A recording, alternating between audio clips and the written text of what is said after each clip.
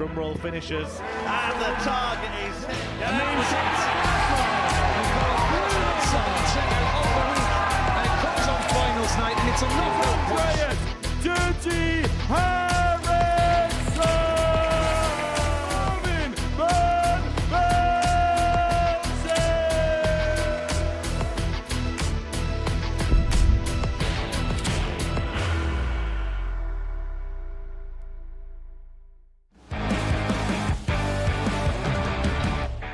Another attempt at double 14 for the 108, and this time it does go.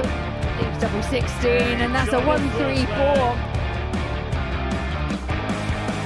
for the match, and ball is found for a wonderful 1-6-4 checkout. 16, open leg. For a 1-3-5 finish and a 3-2 lead. He's going to go for the big fish, he's going to get the big fish.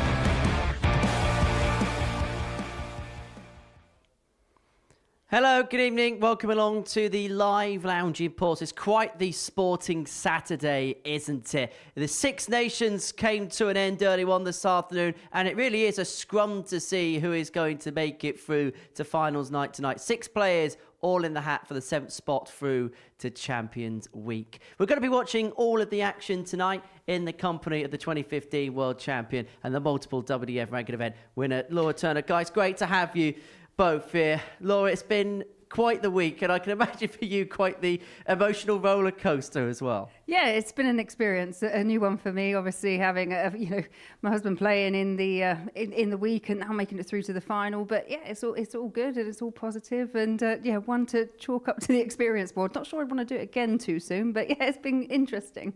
It was labelled a week of opportunity before the first dart was thrown. The 6 players that are left in tonight, will they feel exactly the same? Yeah, I think so. I think they could have been in worse weeks, and obviously they could have been in better weeks. But I think you can only judge by the week that you've got. And the way that some of them have played this week, they have been trying to put off their opponents coming to the Saturday night and thinking, my name's already on it. 6 players in action tonight, and these are the players that we're going to be watching.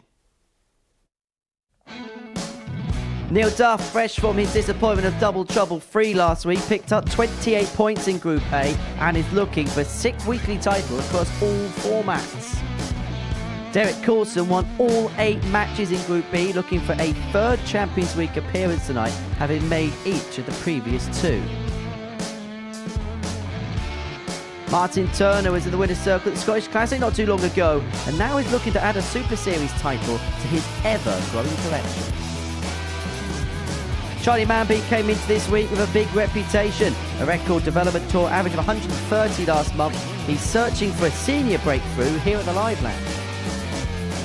Aaron Turner squeezed through Group C on Friday afternoon. It's definitely going to be a family occasion tonight, with Laura watching on in the commentary box. Series 1 champion Conan Whitehead is looking to make it a hat-trick of weekly titles tonight. If he does, Co 2.0 could be one step closer to go. So these are the players that are in action this evening. Neil Duff won Group A quite comprehensively on Wednesday afternoon. Derek Coulson did the same with Group B, and Charlie Manby also the dominant force in Group C. Martin Turner, Conan Whitehead, and Aaron Turner, the other runners and riders in tonight's action. And look, you went through all the emotions yesterday. First of all, how did you feel like he played over the 2 days, and how was he feeling going into tonight? Yeah, I mean, I know that he was probably disappointed about yesterday more than the day before. Did all the hard work, got those 8 points in the first day, and then it was very much of a scrap for that 2nd place. But yeah, he did enough to obviously to qualify in the end, and that is the ultimate goal. That was the key thing he was looking to do this week, because obviously it is a debut. But yeah, I think he's really pleased, and obviously today's another day. Well, the story of the week was players dominating the groups they'd go on to win. It began on Monday with Neil Duff in Group A, 28 points from a possible 30. We're going to hear from Neil as the night goes on. He was actually disappointed not to pick up the full set of 50 from the first start. He was the dominant force. Yeah, he said to me, I spoke to him on Monday morning in the players' room, and he said it was a group that he felt he could mark his stamp on nice and early, and and make himself very difficult to beat. And that's exactly pretty much what happened. And yeah, I spoke to him after that, and he said, he was a bit disappointed to have lost that one. He feels that he could have gone right through the car, but hey, you always feel like that when you've only lost the one. 14 wins out of 15. They're hard to do, aren't they, Scott? Because we can have a look at that graphic down there, players that have done it in the past, although you are at the bottom of that list. Yeah, well, I had a real tough week. I had some good people in with me, so that's kind of what happened there. Not too bad a list of names to join. The two reigning WDF World Champions, Wesley Plaisir, of course, on tour now. Those are the types of players that you join if you enter the 14-win club, and that's exactly what Neil Duff has done. So, Neil Duff, 14 wins out of 15, but Derek Coulson went through Group B, 8 wins from 8. Now, we were commentating on him last night, and one of the things that we were talking about was just his sheer consistency. Now, on night 1, he averaged 94.03. On night 2, he averaged 94.04. Yeah, if there's any a point that we've made that's been proven, it's definitely that one. But, we talk about consistency, but it's actually at a very high level as well. He was completely dominant. There wasn't anyone that was getting anywhere particularly close to him in that Group B campaign, and he just completely ran away with it. And look, the stare down from Coulson, he means business. He does mean business. Full of focus, Derek Coulson there. So he's one of a number of players to have won all 8 matches in a Group B campaign. In fact, he does it with a better legs difference than Bo Grease. And interestingly tonight, if Derek does win every single match, he'll do what Bo did this time last year and go for the whole week unbeaten. Yeah, I mean, that's just some record, isn't it? Let's be honest. It's tough. But tonight is a different night. Obviously, it feels very much more like knockout darts, probably more to what the rest of the players are actually used to. But yeah, that's some record to try and match. Charlie Manby was a dominant force in Group C. Now, we were talking on Thursday afternoon, look, because of what happened on the development tour, he's going to come with a bit of a reputation. Could he back it up on a consistent basis? The answer was yes, and then some. Yeah, very much so. He's a very intelligent young man. He knows exactly where he is and what he wants to be. Could have been at the Challenge Tour this weekend out in Germany.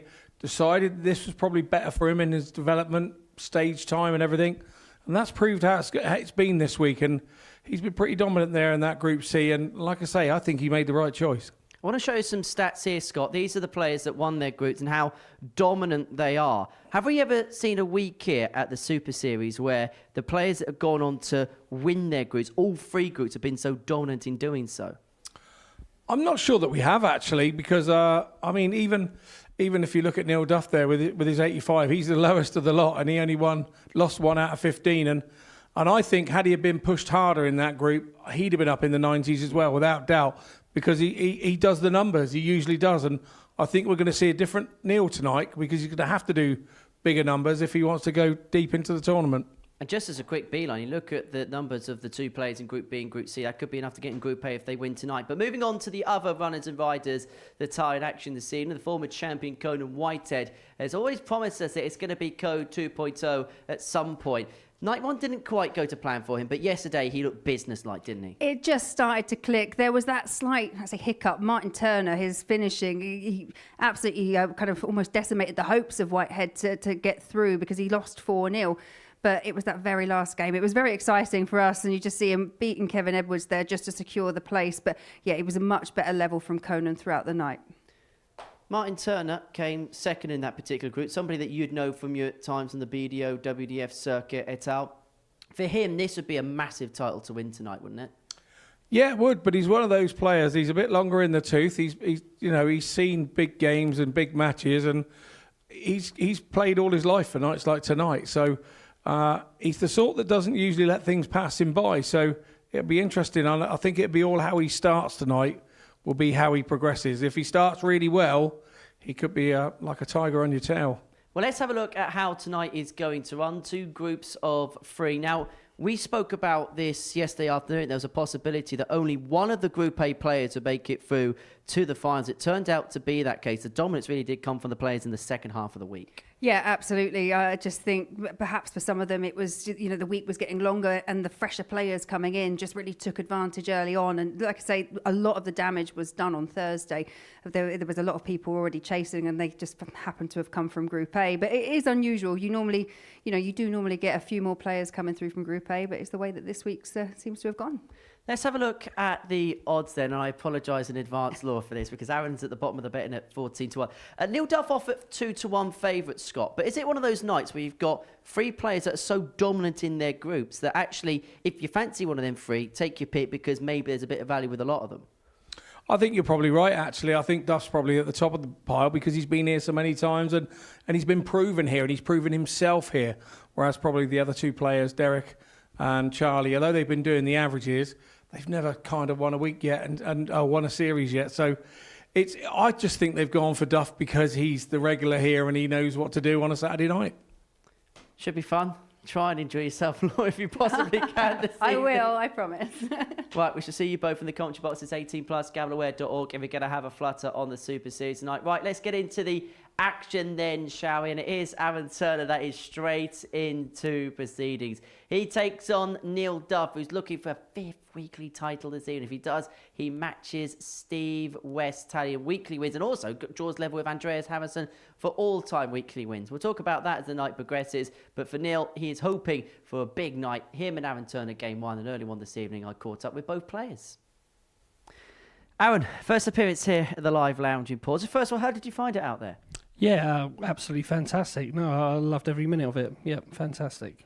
Let's talk about the darts. Very tight Group C. How would you assess it from your perspective?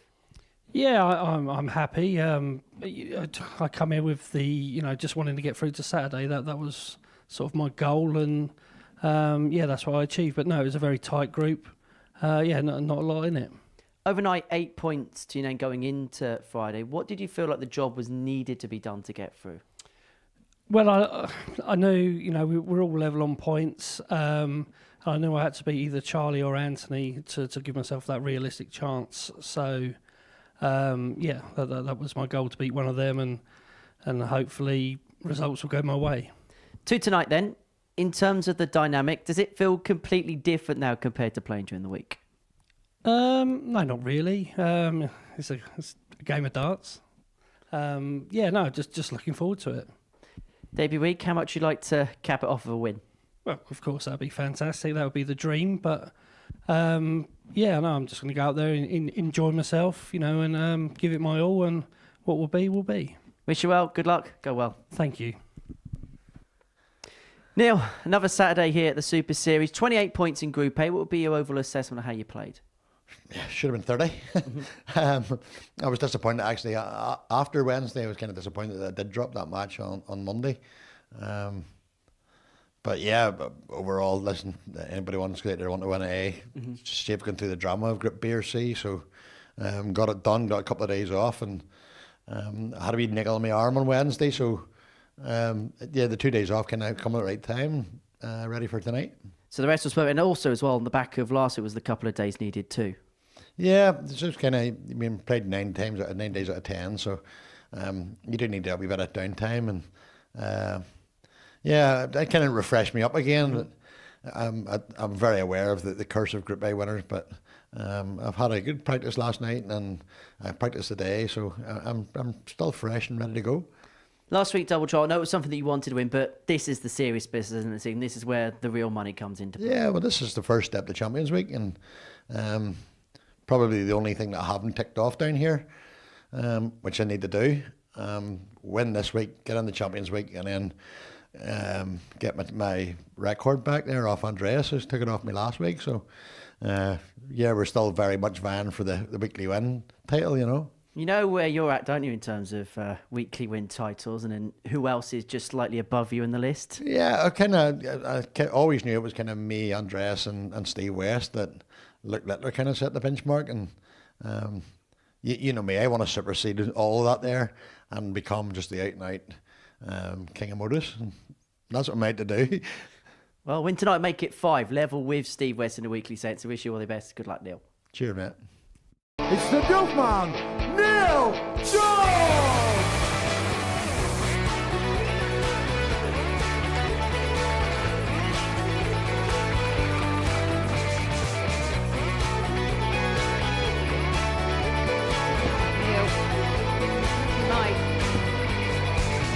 The target for the match, and 4 is found for a wonderful 164 checkout.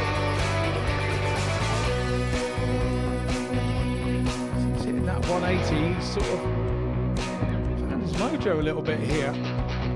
Oh, but Duff denies him again with a moment of brilliance. I tell you what, you know you've won a few times around here when you have your very own compilation of trophy lifts on the promo. Neil Duff looking to do so for a 6th time tonight. He takes on Aaron Turner, making his debut at the Saturday evening showdown at the Live Lounge Report. And I can say Neil looking very relaxed, walking onto the stage. Saturday night has most definitely been his manner in previous times. But for Aaron Turner, a big moment, a big night for him. In the commentary box, Scott Mitchell is alongside Laura Turner. Hi Laura, how's the nerves? Yeah, hi Henry. Yeah, no, we're doing okay. It hasn't started yet. I'll let you know in a couple of games' time. But yeah, no, it's obviously Neil Duff, as you mentioned, multiple weekly winner here, 52 from Northern Ireland. And then you've got Aaron Turner, who, as you've mentioned, yeah, it's very close relation. But yeah, here on debut, and I know he's really, really pleased to have made it through to this stage. And it'll be interesting to see how he gets on.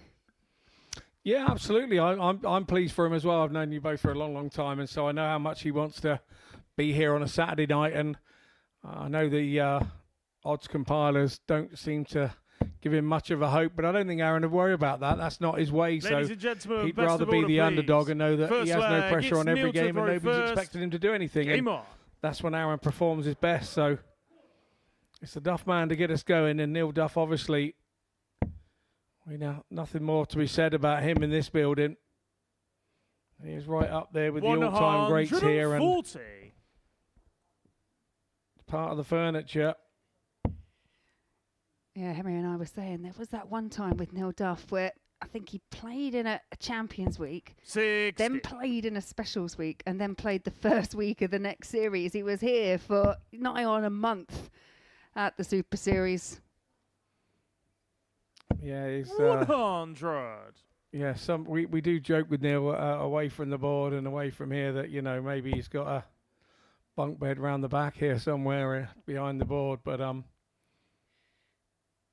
also the travel nowadays is difficult for him living in Switzerland, so I can kind of understand that you don't want to be flying backwards and forwards, and takes the energy out of you and everything. So 100. make hay while the sun shines is what they say in my industry. Yeah, absolutely. Well, Neil Duff off to a really good start. 41. Neil, you require 161. He took out a magnificent 164. Doesn't have to go for the 161, but knowing Neil, he will try and find the ball and narrowly misses. 136.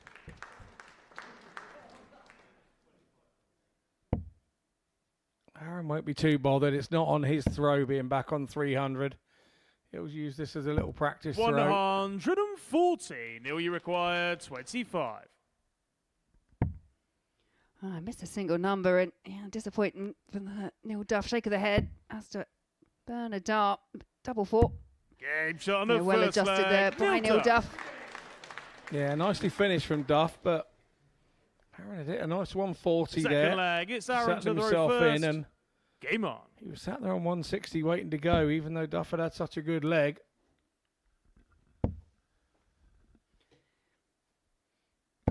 And 140. he follows his 140 at the end of the last leg with an opening 140. Now I know these two. They know each other really quite well. Obviously travelling around. I mean, you know what it's like. We kind of tend to know everyone by after a couple of years on the old BDO, which is now the WDF system. Aaron has had a couple of victories over Neil in some big quarter-final matches in Swiss and Denmark. Yeah, and when you're in Neil's position, you know that. You know that that's what's happened, so you know that you need to bring your best game to the table. And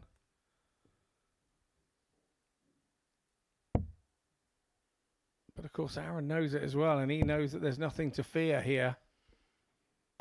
108. And that is a super response to that. 140, 100, 180, 81 after 9 darts. Not too shabby at all Aaron, you from Aaron require Turner. 81. Down for the 57 by the looks of things. Doesn't need to go 12 ball route. Tied it up 41. nicely to leave 3 in hand on his next visit. Duff will be trying to do all he can to put a little bit of pressure on the throw, but 41. Aaron, hasn't you kind require of done that, 40. so it's Aaron for tops. Yeah, bent the wire. So across for double 10 for 1 apiece. 30.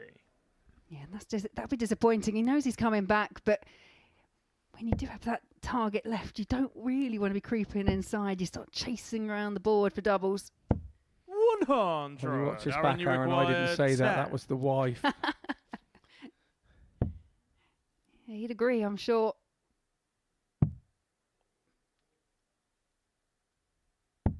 Game shot on the Yeah, second nicely leg. done. Now, a lot of Aaron players go Turner. that way because they feel that they're only going to have one dart at it. Doesn't matter whether it's double 1 or double 2, but Third leg, sometimes it's being the Neil to double 1 throw next to the first. double top. Game on. Lots of people like double top, so double 1 is just next door. So I understand why a lot of people do that 3 in double 1 route.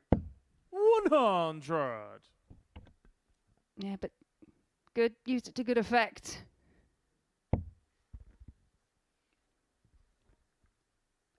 And quite often we sit here, don't we, on a Saturday and say, you know, even if you are that player that comes out of the first game and you don't win, what you 100. don't want to do is be beat to nil. Or you want to at least make sure you've got some legs on the board, because how often do we see it comes down to leg difference in this type of format? 36. Yeah, very much so. And I think that it's just important for confidence. You don't want to be 2-0 down and then your opponent's got the throw as well, and the chances are you're going to be 3-0 down before you know it, and then you really are up against the cosh. So 44. it's one of those. It's although this is still kind of group game darts, you still play it, and it feels in your head like it's a knockout game. Yeah, well, the simplest equation, isn't it? Win both, you go through, and that's the way you want to do it. But yeah, if you are on the wrong side of, if you are on a loss, then yeah, you just want those legs. Keep yourself just invested, interested in the format. 45. Yeah, very much so.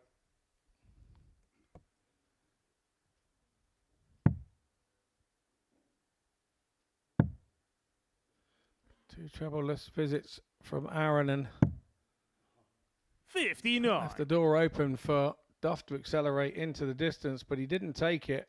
And just a good old-fashioned ton here puts Turner back in the mix. 36.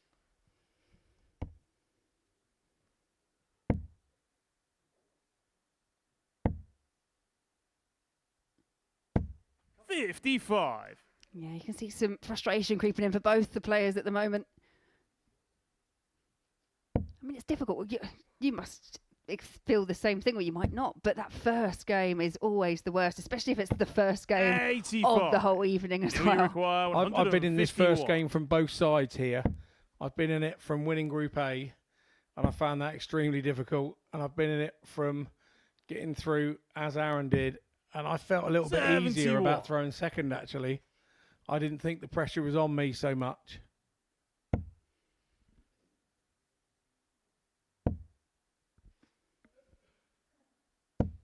$55. Neil, you require 80. So single 20 for tops. And again, that's the second time we've seen Duff just 40. miss that big single number. Aaron, you require 136. If this goes into treble 20 first dart, Duff will start to worry. Not to be this time round. So Duff comes back to 96. 40. Neil, you require 40.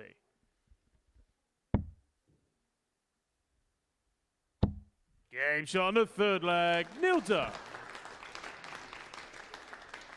Yeah, and you felt that was from the reaction of Duff. Fourth It's quite a leg. big It's dart Aaron at to that throw point. when- first. Game on. If your opponent sat there ready to pounce. Yeah, we both know in this game, though, to win a leg, you've only got to be 84. one dart better, haven't you? Yeah. I've said this week, and I know it sounds like a cliche, but it's Six. true. Timing is absolutely everything. We've seen gapes in averages. At one point, there was a gap in the average of 30 points, and it was a level game. And it is just all about timing things 50. to perfection sometimes. Yeah, and that's because you're holding your own throw fairly comfortably and your opponent is right up behind you. But when your opponent's winning a throw, you're 200 behind. Absolutely. And it 108. really doesn't matter when it's on your opponent's throw. So, Lloyd Walker there. Come back to have a look at this evening's proceedings. Local lad from just up the road. 100. Been in the group this week, and he's come back to see how it finishes. That's a good thing for him to do as well, as a sort of one of the newer players. It was his debut week this week. Yeah, and he was unlucky, really, Lloyd Walker. Had a bit of work to do when it came to Friday and started off really, really well. And then just had one of those games where neither player could find a double and just went the wrong... He was the wrong side of the win, unfortunately, and it just slipped away. 100. Aaron, you require 167.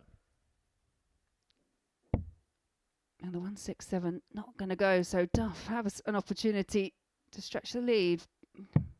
83. Neil, you require 104.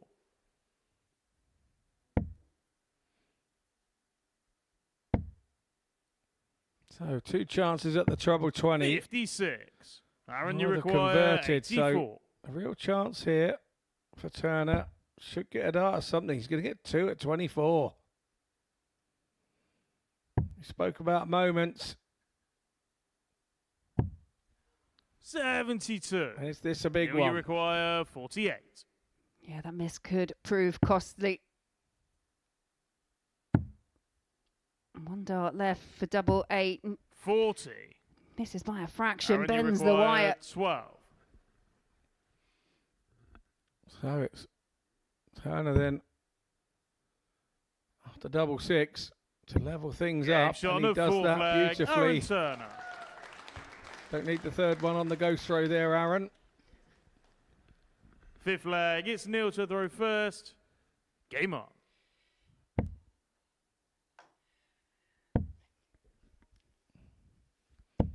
$55. Yeah, I can tell you a very composed Mrs. Turner sat next door to me here. Not. Yeah, enjoyed that double. 108. She did, and with that little bit of momentum, a bit more comes in the form of a 180. 140. Yeah, good response there by Neil Duff, but Aaron just exposing that opportunity. The opening throw, Neil Duff couldn't find a treble.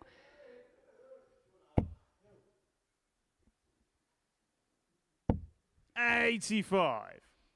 Yeah, we have sat Laura in the seat that she can't see out of the window to prevent any hand banging on our commentary box window during matches this evening. Yeah, I'd be equally the same if I was sat in the crowd or watching from home. It's very nerve-wracking watching when partners, friends. You want them to do well, and you just know how much they put into it. And this is a great leg from Aaron. 140. Yeah, it really is. And yeah, I totally understand that. Having, like you say, go to county games with your daughter, and I have to sit right at the back of the room because my voice travels too far. And 76. that's lovely when I'm encouraging. Aaron, you sometimes require I'm not 96. quite so encouraging when things go wrong and they hear you, and it's not good. So yeah, you're probably the best place for Aaron tonight up here in a soundproof commentary box.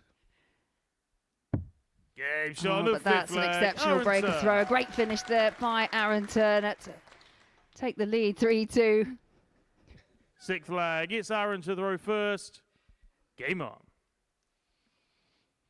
Yeah, 2-1 there. Duff will be ruining the opportunities that he had because he did have a chance, and we said about moments to put Aaron to bed, and 140. Aaron's kind of slipped under the bedroom door and got away with it, and that leg, and now he's just hitting the afterburners. This is the big one. 85. Yeah, it was that 48. Duff had 2 clear to actually break the throw, and Aaron seems to have just found a bit of a second wind in this match.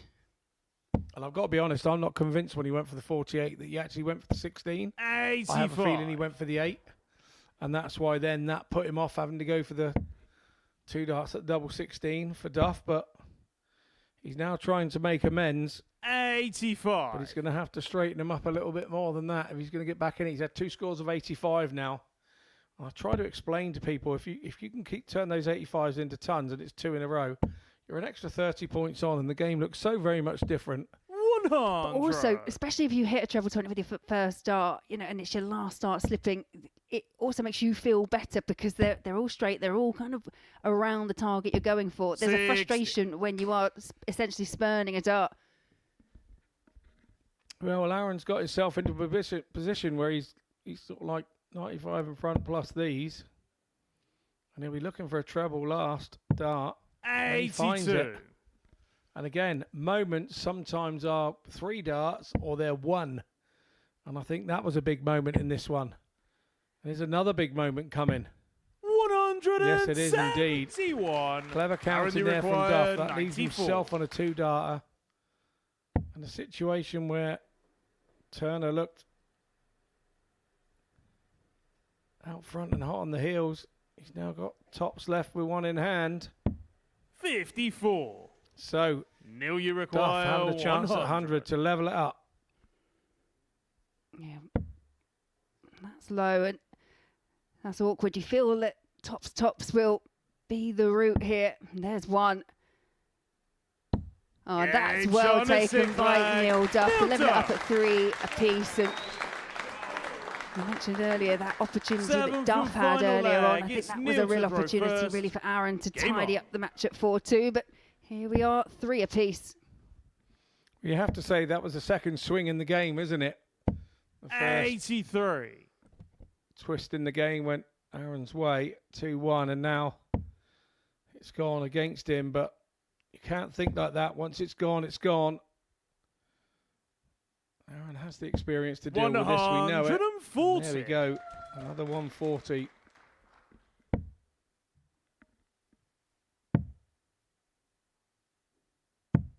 $96.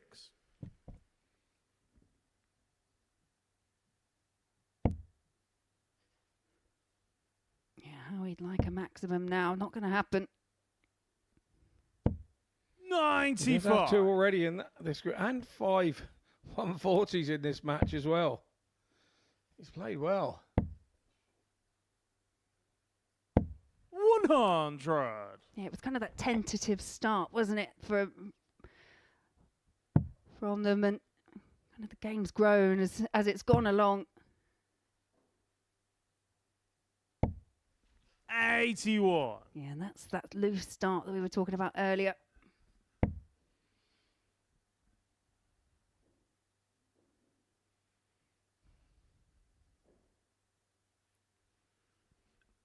Yeah, Duff not happy.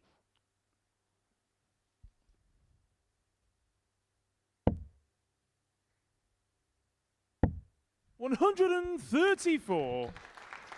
Yeah, took a step back, sorted it out, and 2 big treble visits. So now Aaron is chasing another one of those trebles. 100. Now you require 100 will keep 88. Duff honest.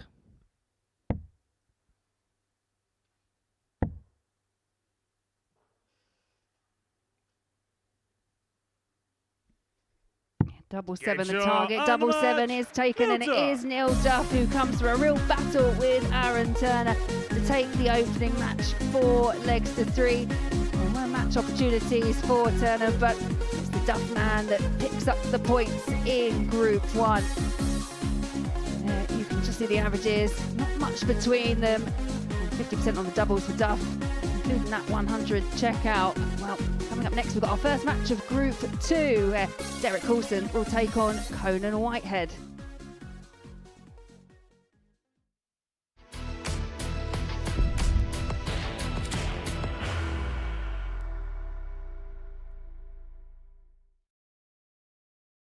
Are you ready to lift that trophy, Darius? Yeah. Let's do it then.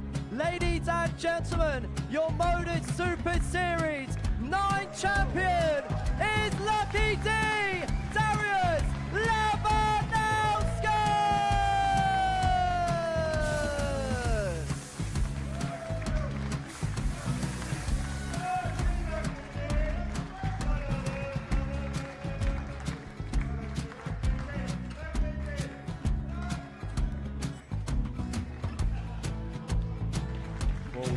A wonderful night of darts we have seen, and we are ready. Our champion is ready, and it's trophy time.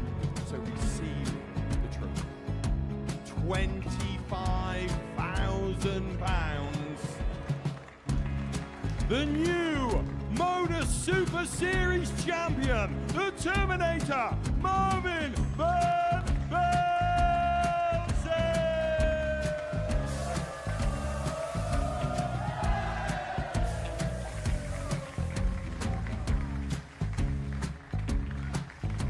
And one more time, the 8th Modus Super Series champion, the Terminator, Marvin Van Velzen. And the new Modus Super Series champion is Andreas Dirty Harrison.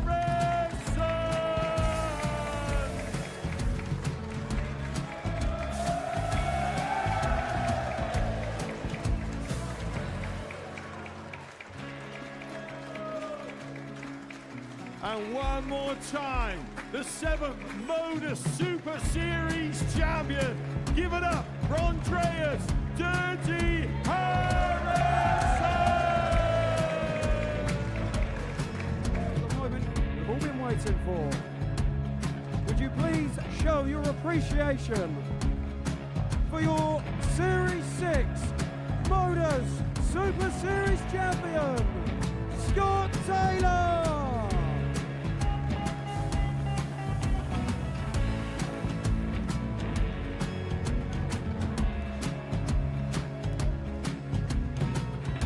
One more time, your new Modus Super Series champion.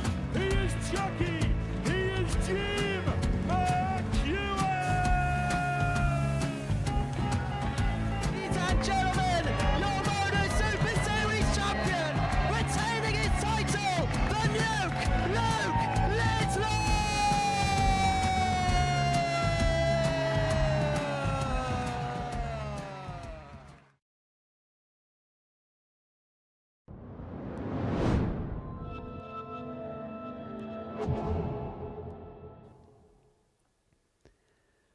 Welcome back to the Modus Super Series. Before the break, we saw Neil Duff get the better of Aaron Turner in a last leg decider 4-3. So the Duff man off to a perfect start on this Saturday night. Next up for us is a meeting between two players who plied their trade in Group B early on this week. Derek Coulson went completely undefeated during his campaign, winning all A matches. But you may remember last night in the studio, Conan Whitehead was providing the trash talk, saying it was just a little bit of charity. And tonight will be the night that hopefully he will stake a claim to the throne. The Barbarian, of course, who's climbed the Super Series mountain before, winning Series 1. And he's looking for a third weekly title at the Live Lounge in Port. So let's hear now from both players. I caught up with them this evening. Conan, Taylor, 2 nights as far as Group B is concerned? Sorry? Taylor, 2 nights in terms of night 1 performances, maybe not there, but yesterday was much better. Yeah, well, I had to perform really yesterday, to be honest. If I didn't, I weren't going to get through. But I found, I've watched it back and I thought everyone performed against me. Mm-hmm. And I'm taking a bit of a compliment that people need to turn up to play me. So we'll see how tonight takes me. In terms of last night, you must have been really pleased about the way you improved compared to Thursday. Yes and no. I mean, my finishing was awful Thursday, and I think the only thing that did change was my finishing was a lot better on a Friday. And I sort of clinched a few games. Well, literally 4-0 the first one, and the last one I was determined to win that, whatever happened. So, but even the games I lost, I didn't think I played that bad to lose them. I get the sense you've got the real bit between your teeth this week. You can sense a real opportunity here. It's not so much the opportunity. I mean, everyone's a class player here, but it's more the fact I want it a bit more this week because I feel like I've let myself down in the past few tournaments up here, and now I just want to prove to myself I can still do it. We spoke last night about the group you're in, Derek Coulson, Charlie Manby. Yes, they've dominated these groups, but you're out to set a point. You're a different beast on a Saturday. Well, last time I think I played. I think it was Darryl Pilgrim and was it Darryl Pilgrim? No, it couldn't have been Darryl. We might. Well, anyway, whatever happened, I was bottom favourite for the week, for the Saturday, and I ended up winning out the group, and I ended up losing to Steve West 4-0 in the semi-final. And it's sort of similar to that week. I don't think I'm favourite. I'm going to be going in favourite to this because of how well the pair of them have played. But I think I've still got something to prove there. Well, we wish you all the very best tonight, Conan. Good luck. Thank you very much. Derek, 8 games, 8 wins, 16 points from Group B. Ultra consistent throughout the course of those games as well. You must have been delighted with the way things have gone this week. Oh, yeah, absolutely. Yeah, consistency was the key. When I turned up yesterday, I needed that one game. I knew that one game. I put a little bit of pressure on myself to get it out of the way. I didn't want to have to chase that one win. But once I got the one out of the way, consistency came back in. Yeah, I was solid for 2 days. It felt very dominant, which perhaps for you is maybe a bit of a different thing. Going into this week as one of the favourites and then backing that up. I didn't expect it to be that way. When I saw the names, I thought this is going to be really hard. So I was surprised with the way things went on a Thursday, but I thought, okay, just take that into the Friday and move on. Do you feel like this is all becoming a bit of a regular occurrence now? Coming here, getting through groups, getting to Saturday nights and getting at the thick end of weeks? It's the confidence. That's what's changed, coming here and what I've done in the past. Every time I come here, I'm more confident every time. So, and the way I played this week, hopefully that confidence will move on to tonight. Into tonight. Now, you've won a week, come on up in a week that's got you to a Champions Week. Not many players have then played it 3 in a row. Is that something that you're targeting, Chase? That'd be another feather to the cap for 2025? I'd love it. And in all honesty, and I think everybody would say the same thing, I've failed on the Champions Night a couple of times, miserably, really. And I need to put that straight, and I want to put that straight. So that's my target. Win tonight, put that right. And if you do it unbeaten tonight, you'll join Bo Greaves in the list of players that have gone for a whole week without being beaten. That would be nice. I'll take that. Wish you all the very best. Derek, good luck tonight. Thanks, Henry. I know that I'm going to be hard to beat, and whoever I play knows they're going to have to play well to be able to beat me.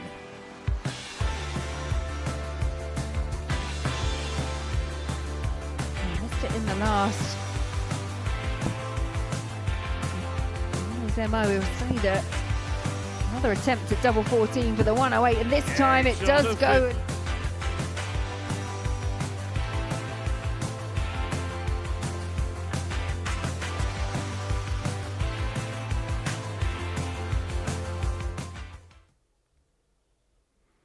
So Derek Coulson up against Conan Whitehead, game number 2 of the night. And for Conan, he's got his family and friends in support for him this evening, but he's very much said that this is a focus night for him. He wants to get the job done. He wants to get back to Champions Week.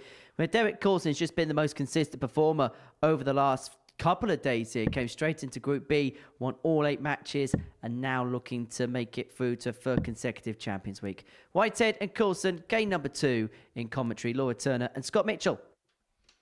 Yeah, thanks, Henry. Derek Coulson, the man from Market Drayton, 56 years of age.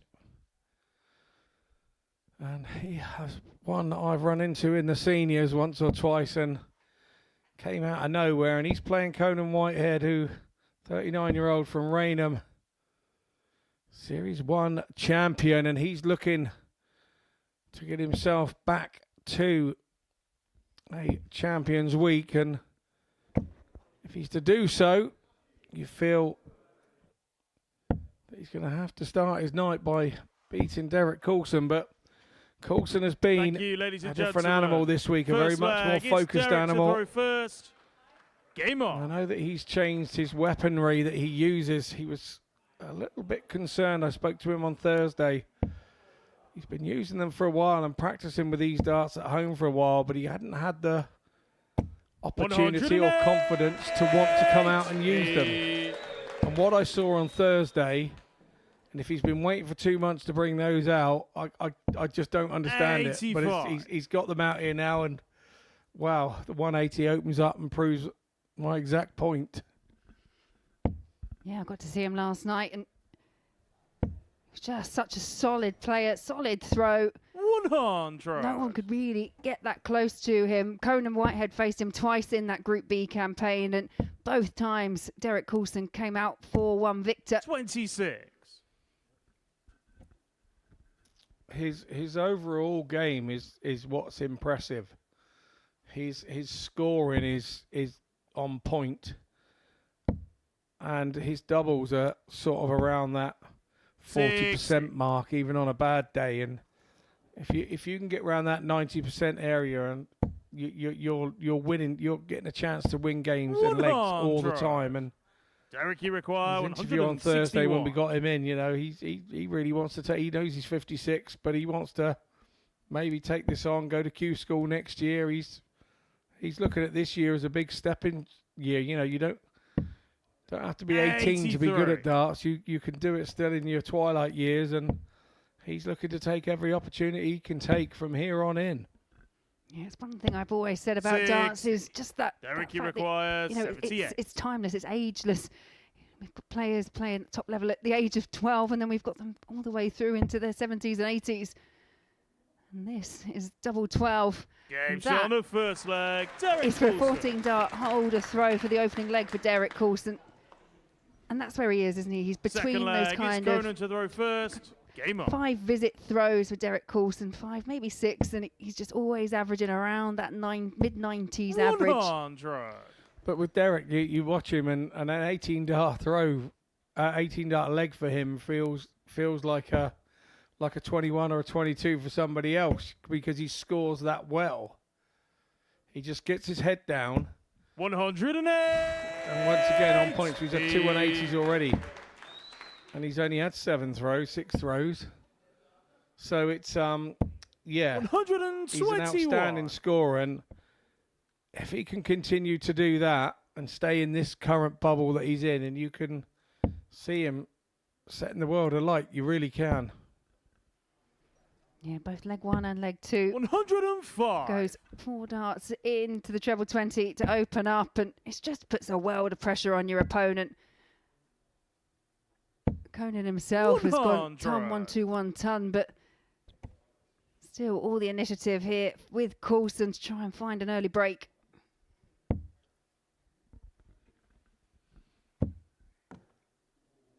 Oh, is that a turning point? 80.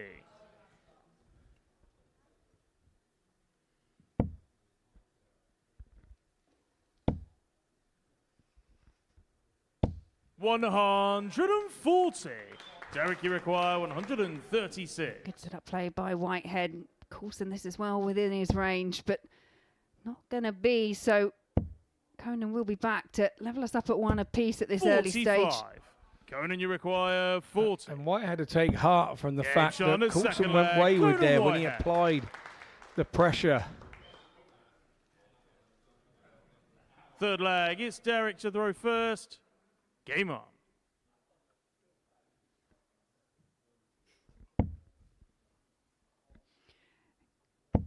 Could it be 3 legs kicked off with a max? Yes, it can. 108. Just top draw, superb from Coulson, and he has a little wry smile at Conan there as well. Well, as I said, Conan was in that Group B campaign, and Derek Coulson 140. won every single game. And actually, in that list that we saw at the top of the show, his leg difference was higher than anyone else that had the same achievement. You can see the averages there at the moment. 112 plays 97. Conan is still playing very well, but Coulson is playing exceptionally well. Conan said earlier in his interview he feels that 1 or 2 are getting their best games out against him this week because they know what he's about. I think it's happening to him again.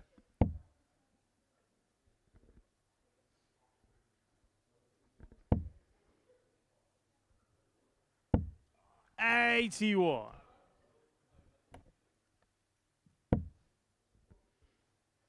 Coulson not happy with the trajectory of that last dart, but still has a relatively comfortable lead. He's got Derek, 6 darts here. 140. Try and see out the 140.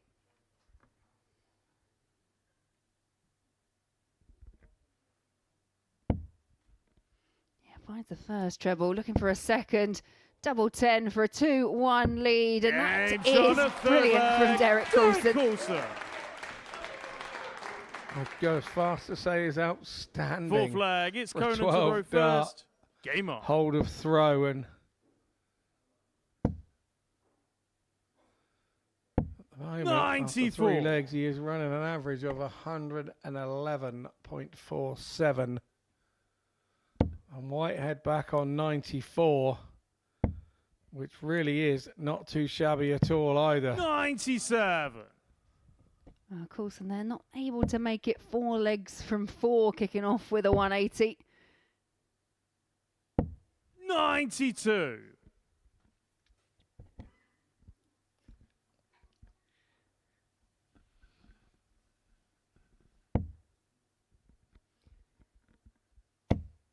Yeah, maybe he's saving that maximum for the second throw. 121.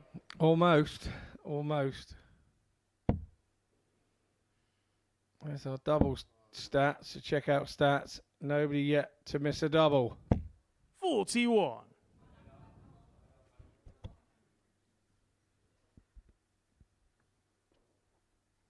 Yeah, by way of their qualification process, Conan's next game will be in a couple of games' time, and that'll be against Charlie Manby, who 60.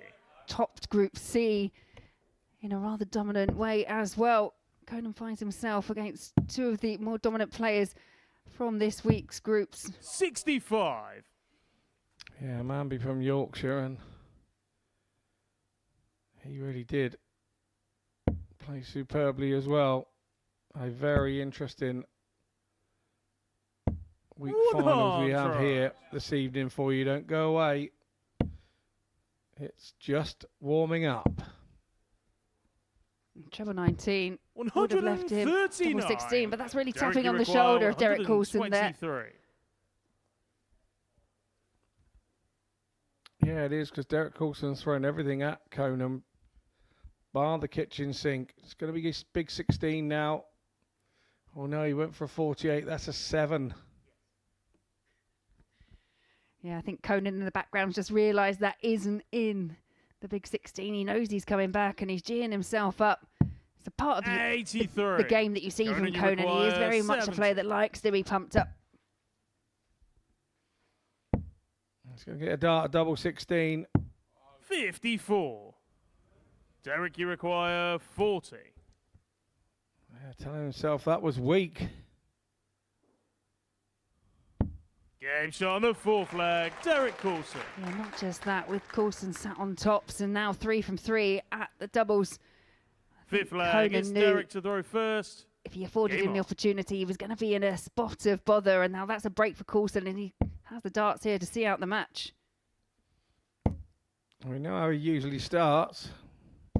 108. And he's only gone and done it again.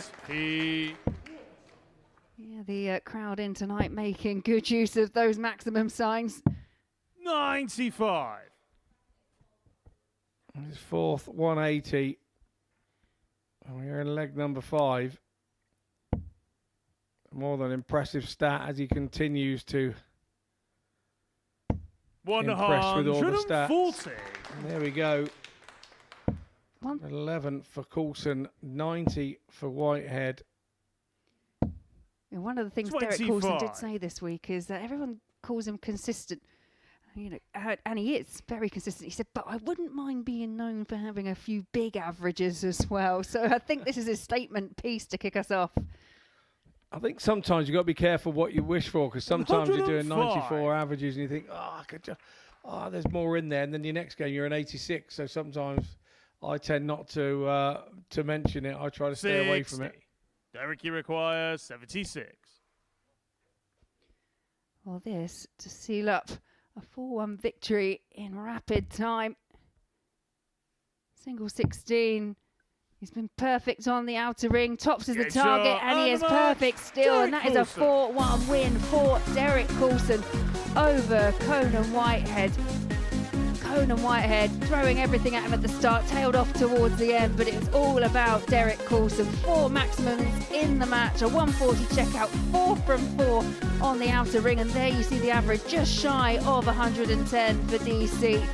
Conan Whitehead now with everything to do in his next match, but coming up, it's Group 1 and it's Aaron Turner versus Martin Turner.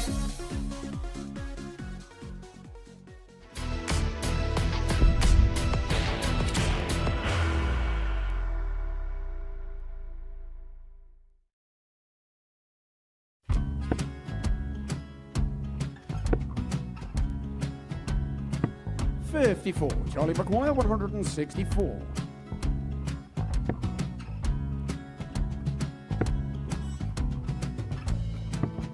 44.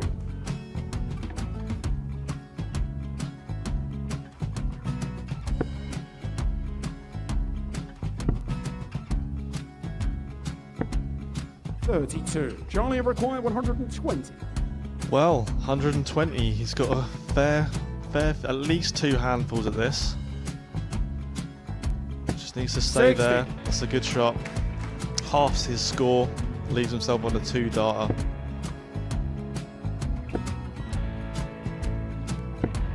$26. Charlie Time on his require side 60. to become back-to-back singles champion.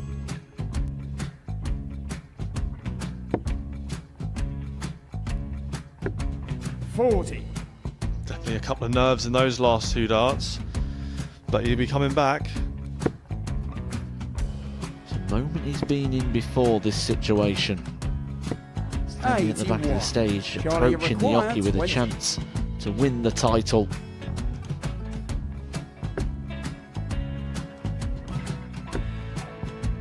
He did this to win the first title, if you remember. 11. I think he's gone. Georgia I think require he's gone to 180. bust it, maybe. The first title he won, he wanted 20. He went 6-7-7 to win it. He had a chance to replicate it again. Yeah, I get the feeling that was for a bust. And 39. on that Charlie situation there, George require Gay wasn't even 9. able to take it out going to the 18s on that switch. Yeah, I think he just panicked a bit, but he's done well to get that big one. Sometimes can be the hardest part. Georgia requires This is it. 79. It's got to be 19s. It's got to be 19s for this shot. Big 20 and a double. He's got the first one. He's going to get a match dart here.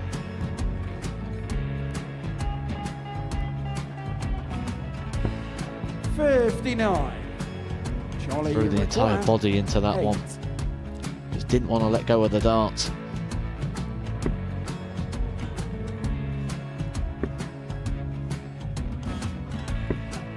No score. He's given George a chance. Georgia require 20. I think George has been quite good on double 10 today. So many opportunities for Charlie Murphy. Go Couldn't get the job it. done. Got in the match. And the Red Dragon George Modus Skate. Super Series Influencers Champion, George Skate.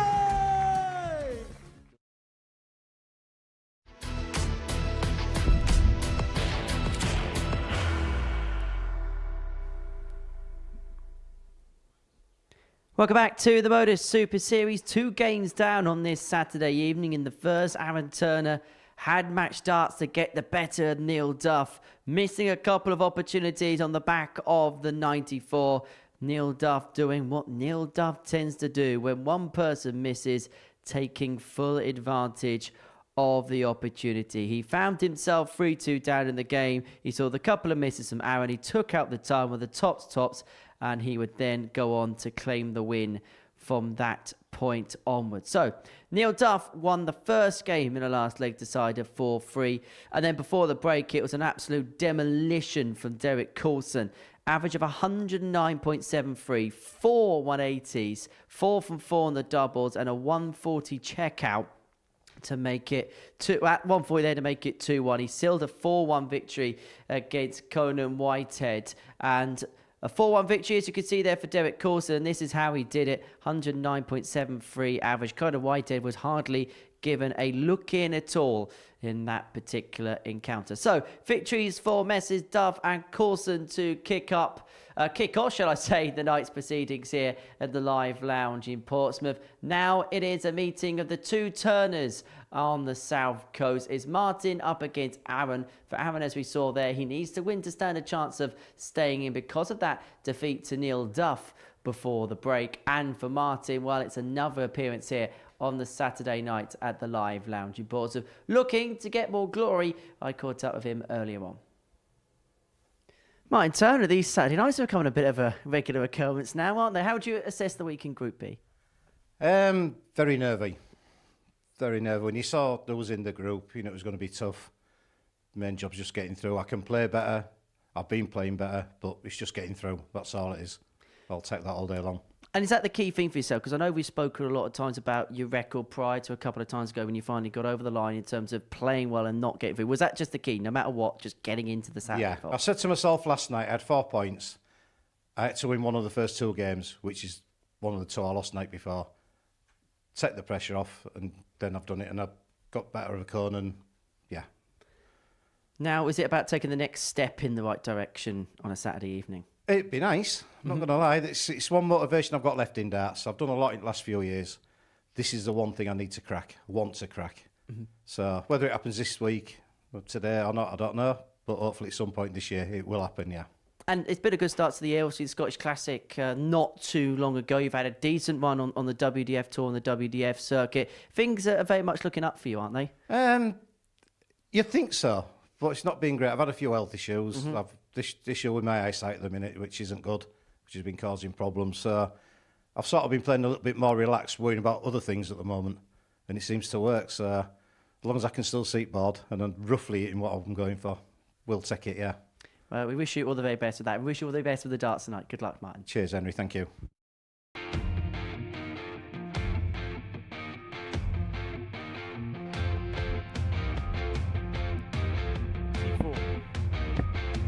Double 14, leads double 16, and that's a 1-3-4 for Martin Turner.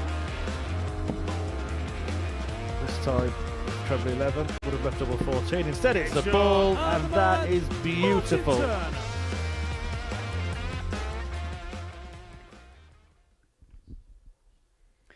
So here we go then. Martin Turner is through. If he beats Aaron Turner, Neil Duff would also qualify with him. Aaron Turner would qualify with a 4-2 win or better. So we now know how the permutations go. How is this match going to go? It's Turner against Turner on stage, and we have a Turner in the commentary box. Laura's going to be watching on alongside Scott Mitchell. Yeah, I feel rather surrounded by Turners here at the moment in this one. There we go, Aaron Turner from London. We won't name because I know you're a little bit closer to London. But yeah, I won't say where he lives because otherwise that'll give away where Laura lives. So we won't do that. Martin Turner, 55, hometown is York. They've even got houses inside the castle there, you know, at York. I've been there. So yeah, looking forward to this one. The permutations have been told to you by Henry at the top. It's a situation that it's really difficult to play, and I've been in this one, having lost the first one, and it's difficult. But the one advantage you do have is that you have the darts, so you have to back yourself to win your throws, and then what comes with that is opportunities to break usually because you're always staying in front in the game.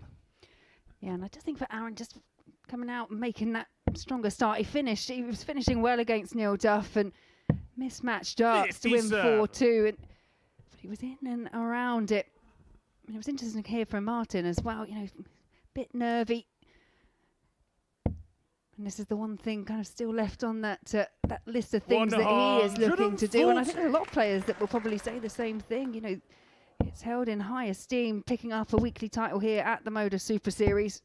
100. Yeah, very much is, and I wholeheartedly agree. I feel the same myself. I feel it's one that's missing off my bucket list. Made a 2 or 3 finals night, a couple of semi-finals, just hasn't quite gone my way at the time. But yeah, we all want to go and win a weekly final. We all want to test ourselves in that Champions Week. It was, you know, it's like qualifying for one of the World Championships, really, because there's only like 4 of them a year, isn't there?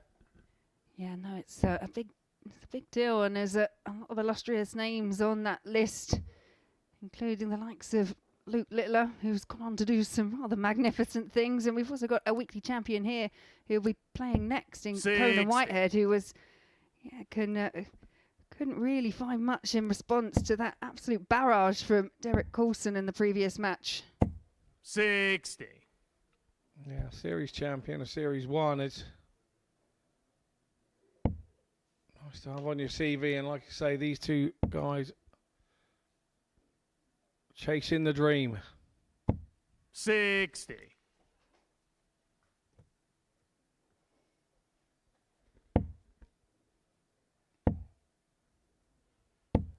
81. Aaron, you require 136. Aaron's already had some experience up on that stage tonight. Didn't quite go his way, so he knows he's now in that precarious position where he has to win if he's going to have any chance of making it through to those semi-finals. Mike Turner has that luxury of a little bit more time. 58. Yeah, it's a strange one because there's no time like the present for Aaron, and like you say, if it doesn't quite go well here for Martin, he's still got another option. So Turner.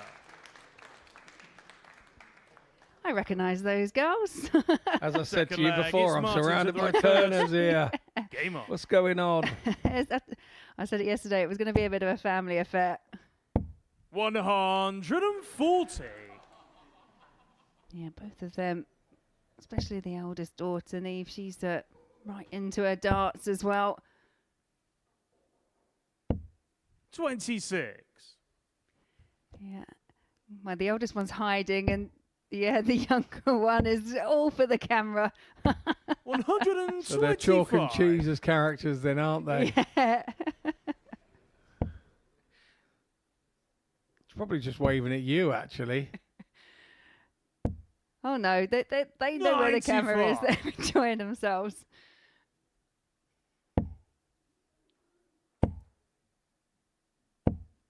$100.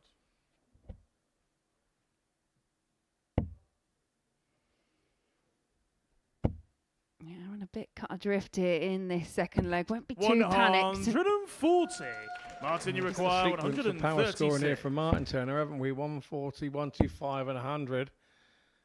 And then he's after double eight, 120. which would have been a lovely 12 dart leg for him to open up with. Yeah, might be a bit of pressure on it. First maximum of the match does go the way of Aaron. Martin, you require 16. So double four coming in on now. the second leg. Martin Turner. Nothing wrong with his eyesight on those two. Right on the wire with one. Smack bang in the middle with the other. Aaron to throw first. Game on. Oh, and sometimes with darts, when you've played for as long as like Martin Turner has, then it's quite instinctual as well. Obviously, you need to know 99. to be able to see to know that if it's in or not. But Younger men have had the same problem. When I think of Ryan Searle, he's one that is kind of visually impaired. Didn't we see him do it the other week and take the wrong shot out?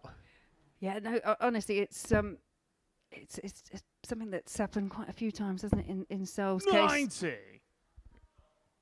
That was against Michael Smith. I think he shot the 1-2-1, but he hadn't hit the treble that he thought he'd hit, and he left the ball.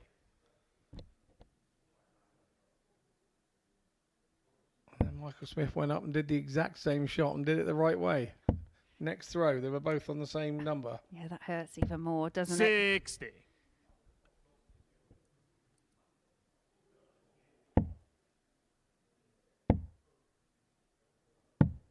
42.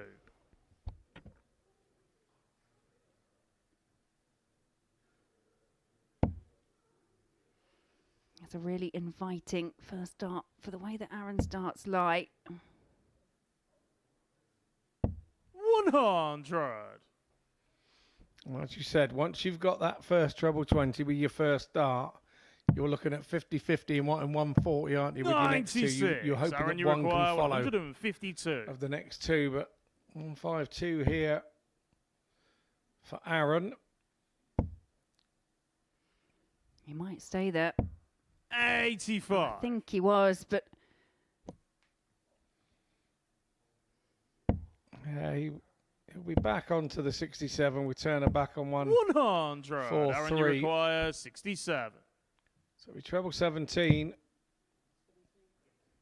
Looks like he's going across for 10s. Double top to go 2-1. Not to be this time. Martin, so you require 143. there's a glimmer of hope for Martin Turner. yeah, we have seen some big finishes from him. Not going to add the 1-4-3 to it. 93. Aaron, you require 40. And you feel this one has to go.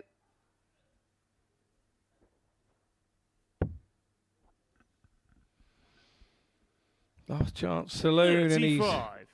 let that one Martin, you slip as require well. 50. Girl still enjoying themselves all the same by the looks of that. Slip from Turner.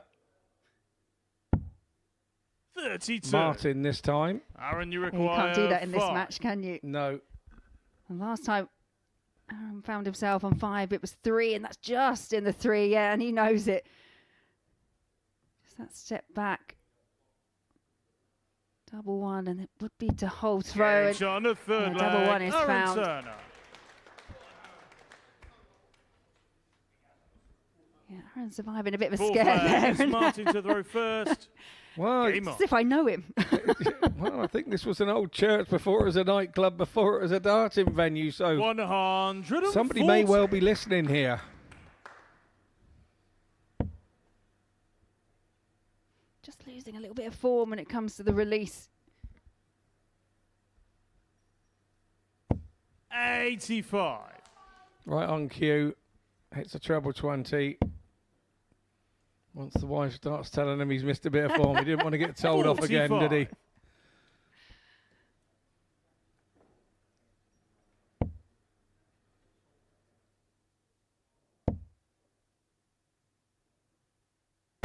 135. You can see him living every dart at the moment. 100. Yeah, but that's a good last dart. Hops over those other 2.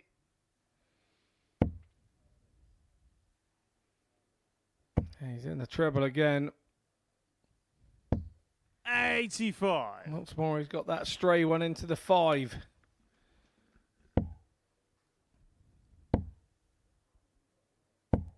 $55. Martin Turner's caught on as well. He's doing the same. Straight into the 5.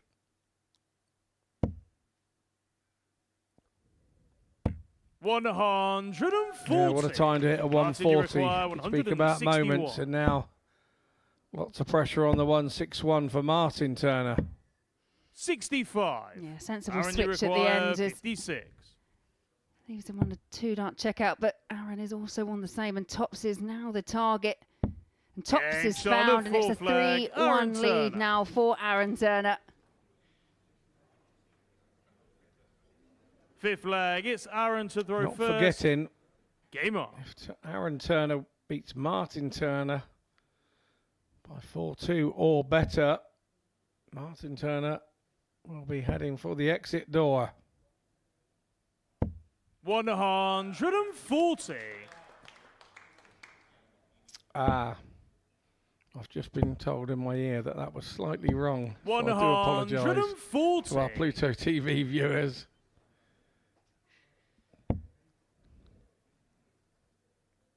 Yeah, Aaron would be through if he wins 4-2 or better with his leg difference, but Martin Turner would still have a chance 44.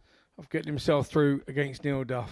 Sorry to confuse you on the Turner versus Turner match. It's easily done, Scott. Absolutely, and I'm sat here with Laura Turner, but it's all good.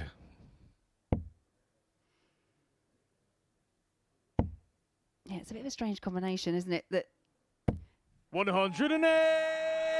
that's the second max for Aaron, and that is perfectly timed. But yeah, I was going to say it's a strange combination in this type of match where Aaron has the ability to take himself through and let the other 2 battle it Aaron, out. you But if require he loses, 137. then actually it would put the other 2 through.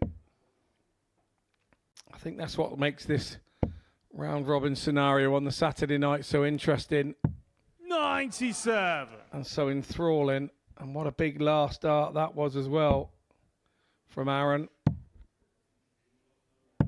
58. Aaron, you require 40. Well, this for a 4-1 victory. Yeah, I think he felt that was good, but has to adjust over to double 10. Inside once again, and he's been in this position before, chasing it round the board. 30. Yeah, and double Martin, 5, you not to require go. 148. And he would have thought that was going in when it left his hand. He's tight on the wire, but he will return. 128. Yeah, big pressure Aaron, you put on from require Martin 10. Turner. So it's double 5. He's down for his 3-1-1. Make sure of the 3. It's double 1. No score. And it's inside Martin, on this you require occasion. 20. So Martin Turner comes back for double 10. Strategically, the Game best shot on double the for a fifth left-hander, leg. but he Martin just Turner. preferred the double 5 to me. So now Martin Sixth Turner leg. back in the It's match Martin of to 3-2, throw and he's first. got the throw. Game on. Yeah, and that will be frustrating. Aaron had match starts against Duff. 100. Had match starts there against Martin Turner as well, and they were match starts that would have seen him through. So back to being another 501 points away from a semi-final place, and it's a perfect start for Aaron. Yeah, his third 180 of the match, and thus far in this one, 46. it's not been the scoring and getting down being the problem. It's been hitting that outer ring, hasn't he? But he is a focus of concentration. 100. He's concentrating on giving every single dart a chance of hitting that treble 20. Yeah, but he knows 96. exactly what Martin Turner can do. They faced each other many a time on the WDF circuit over the years.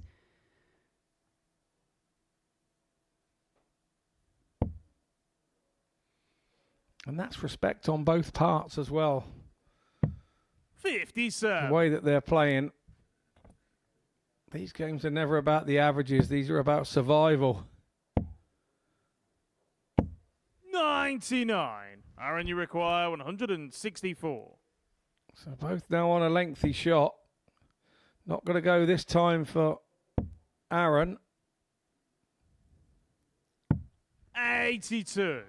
Martin, you require Yeah, 106. saved that with the last start, but Martin Turner now with a big shot himself and narrowly misses that first treble. Yeah, it's a repeat 82. of the previous shot from You Aaron. require 82. 57 left, 17 for tops, which has proved sometimes troublesome for Aaron. 62. And troublesome again. Martin, you require 78.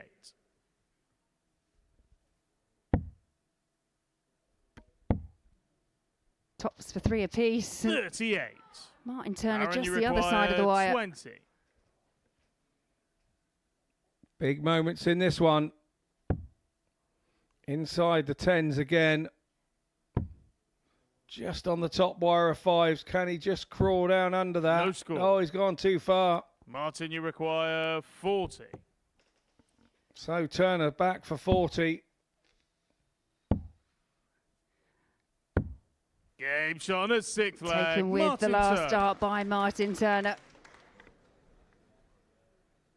7th and final leg. It's Aaron to throw first. Game on.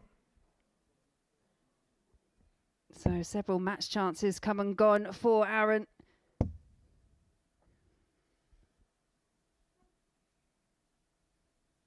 $140.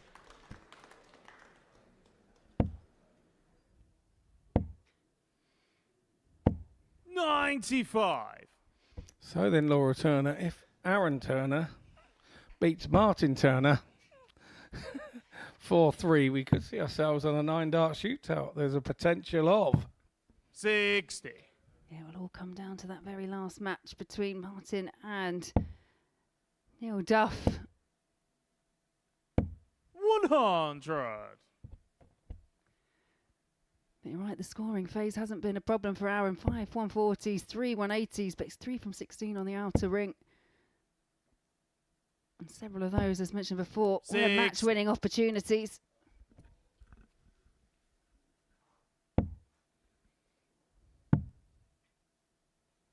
$134. big pick up there from Martin.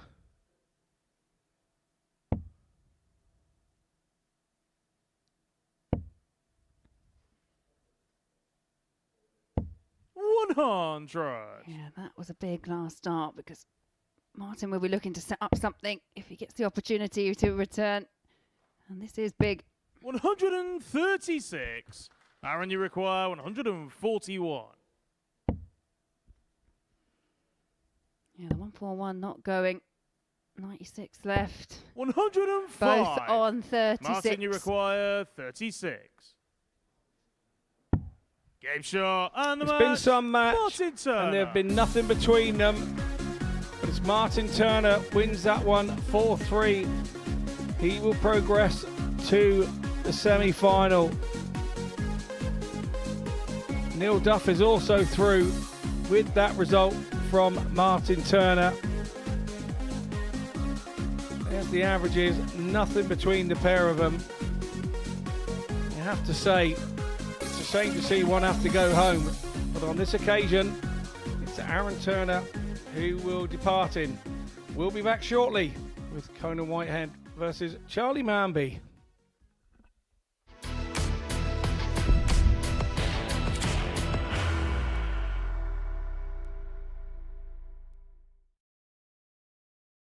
Are you ready to lift that trophy, Darius? Yes. Let's do it then. Ladies and gentlemen, your Modus Super Series 9 champion is Lucky D, Darius Labanowski!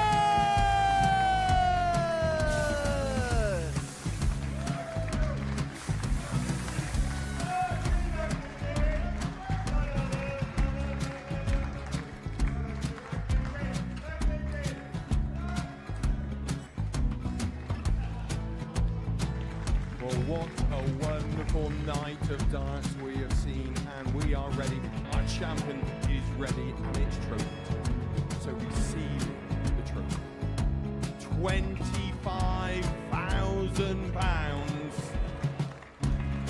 The new Modus Super Series champion, the Terminator, Marvin Van Velzen.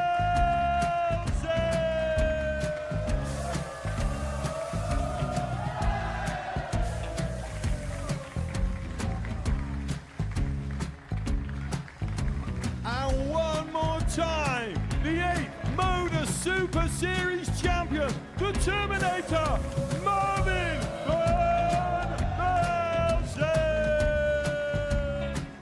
And the new Modus Super Series champion is Andreas Dirty Harrison.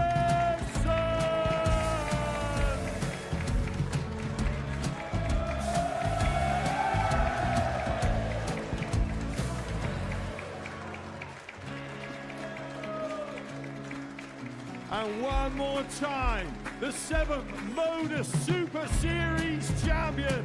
Give it up for Andreas Dirty Harrison. The moment we've all been waiting for. Would you please show your appreciation for your Series 6 Modus Super Series champion, Scott Taylor.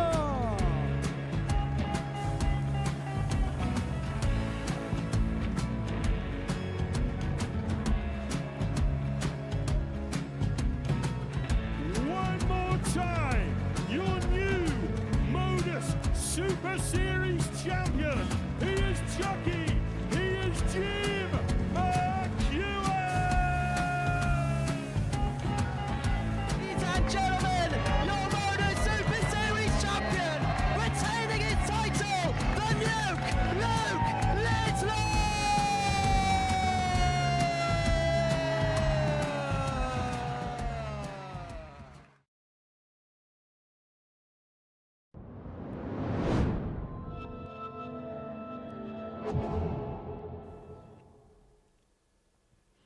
Welcome back to the Modus Super Series, where it was Martin that won the Battle of the Turners against Aaron by 4 legs free. Aaron Turner had the opportunity to send himself directly through with match darts. He had other match darts to win the game later on, but it is Martin that has gone through to the semi-finals, and in doing so has taken Neil Duff with him. Right, we've got a similar situation here in Game 4 of our night as Charlie Manby takes on Conan Whitehead. Derek Coulson with a Charlie Manby victory will be into the semi-finals, and Charlie Manby will be through too, eliminating the Barbarian in the process. Now, these two, well, they're quite the showmen, aren't they? We know what Conan can do on the stage, but Charlie, on his debut this week, has been getting involved in some shenanigans. There's Lloyd Walker, he's actually in the crowd tonight.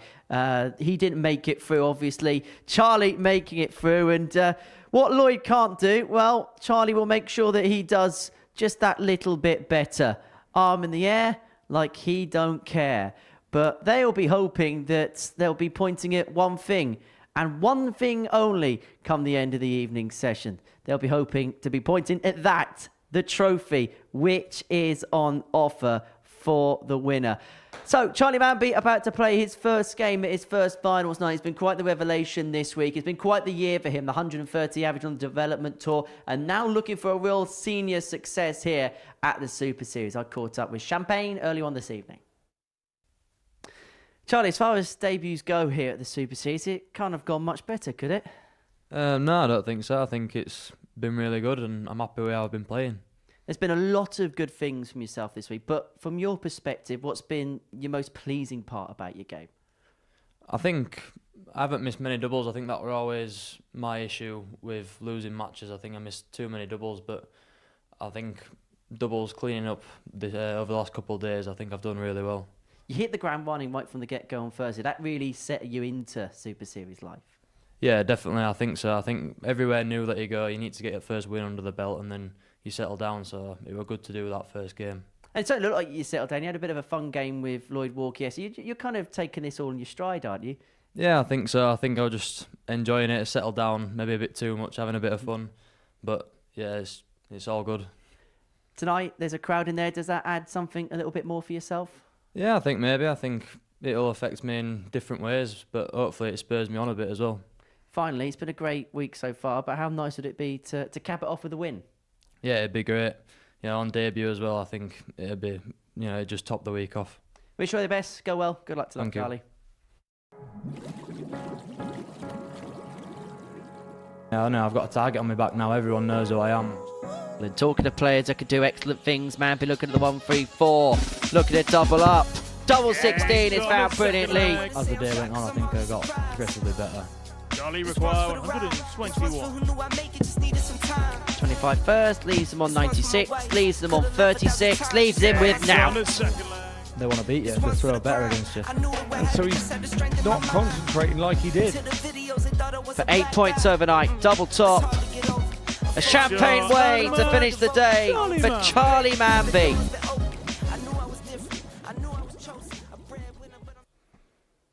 He's bubbling up nicely, isn't he, Charlie Manby? But he takes on an experienced campaigner here in Conan the Barbarian Whitehead. And it's a bit of a family occasion this evening. Partner Cheverly is in the house tonight, always watching on Conan when he's in action on a Saturday evening at the Live Lounge in Portsmouth.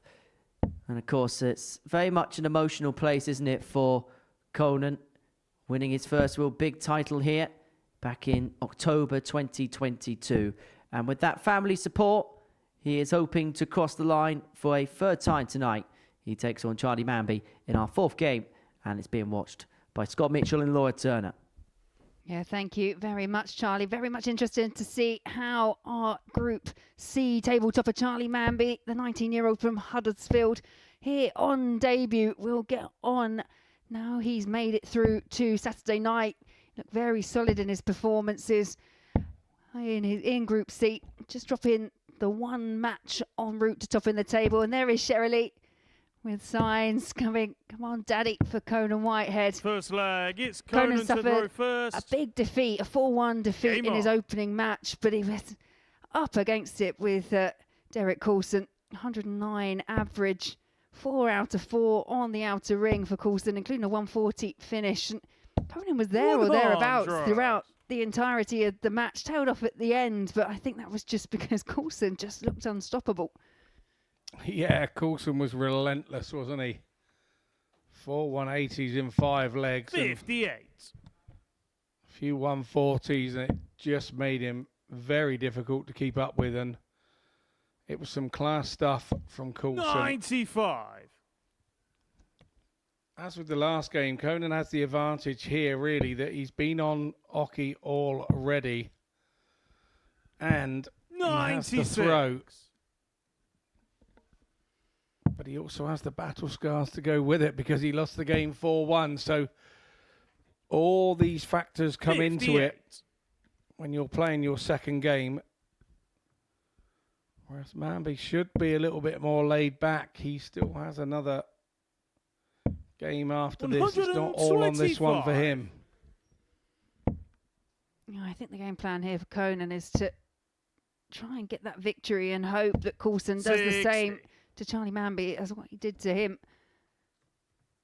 It is difficult though, especially in these short versions of the round robin groups when you are relying on other people for certain results. 140. Yeah, you try not to, don't you? You get in your head that you don't want it to go that way, but sometimes that can make the arm go a bit tight, the heart start to beat a little faster when you get near the double. 140. Cause yourself Charlie the problems. require 82. Well, chance here for an early break. 17 for tops. 42. Conan, you require 48. Tops the chosen route for Whitehead. One in hand to go. 8. Charlie, you Just require a little high, maybe 40. a little adrenaline here, rushing through the veins. Early doors in this one. 10's now the target. That should be a good marker, but 20. can't use it. Conan, you require As you 40. say, just that opening leg, especially for Charlie, who's this his first match out on the stage tonight. Game shot on the first leg. Conan Whitehead. So Whitehead holds his throw eventually. It was a 21 dart holder Second throw, leg, but it's Charlie to throw he won't be first. worried about the numbers. Game on. He'll be worried about the fact that he actually held it.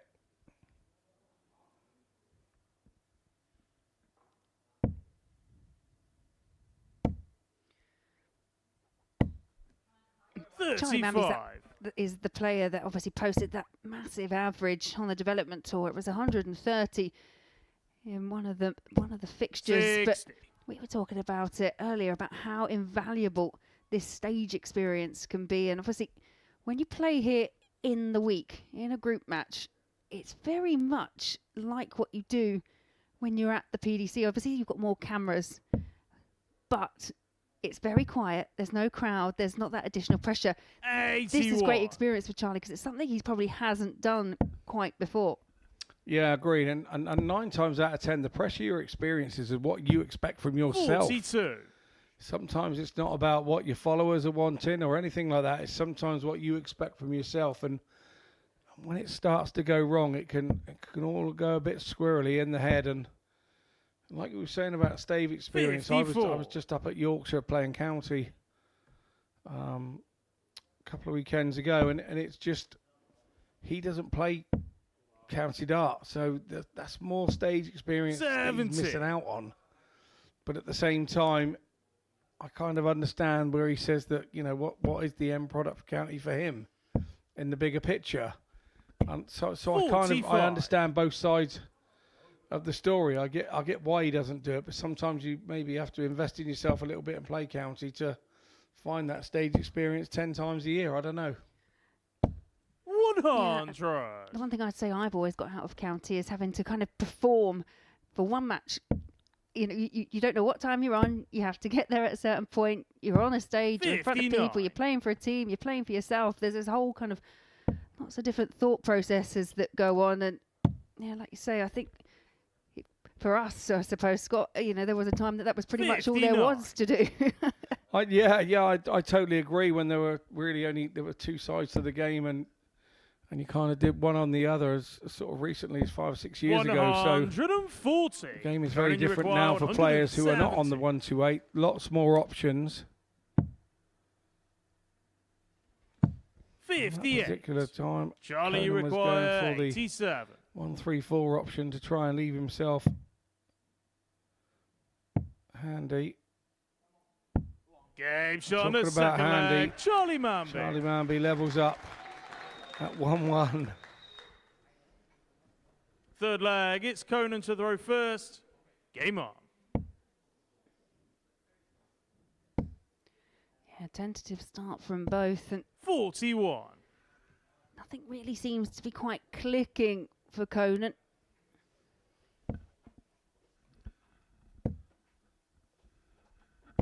$85.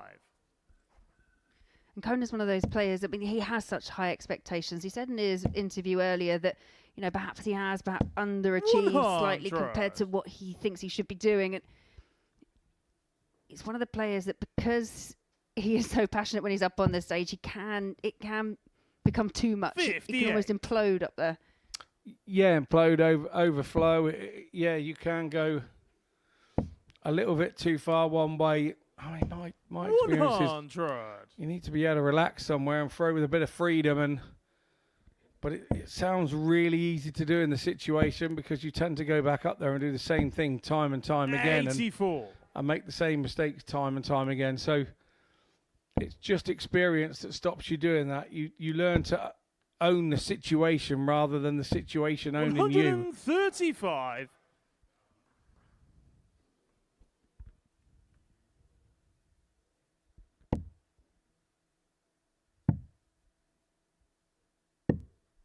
$129. Yeah, great Conan, ball you management require there by Charlie Manby, ensuring that he's on a finish if he gets to come back. Treble 20. Tops for a 125 for Whitehead. 105. Charlie, you require to have a glance round 145. that second dart, didn't he? He thought it was there.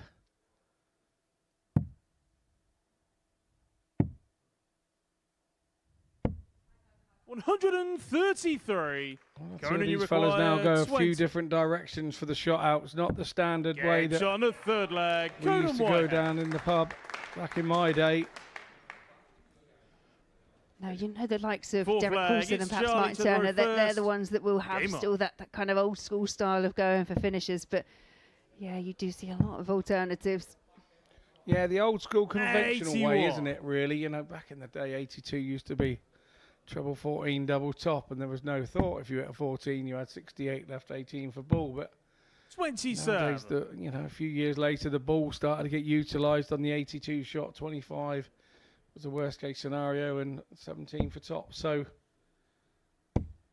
the game is always evolving, yet the ball stays exactly the same, and the numbers stay in exactly the same positions. Yet the game still manages to evolve. 108. And that's the first maximum of this encounter. And it does go the way of Whitehead. Trying to pile on the pressure, because if he is going to win this match, 41. then he will need, well, it will be easier because he's in a position to perhaps break the Manby throat. 140. Manby's looking a little bit nervy for me here.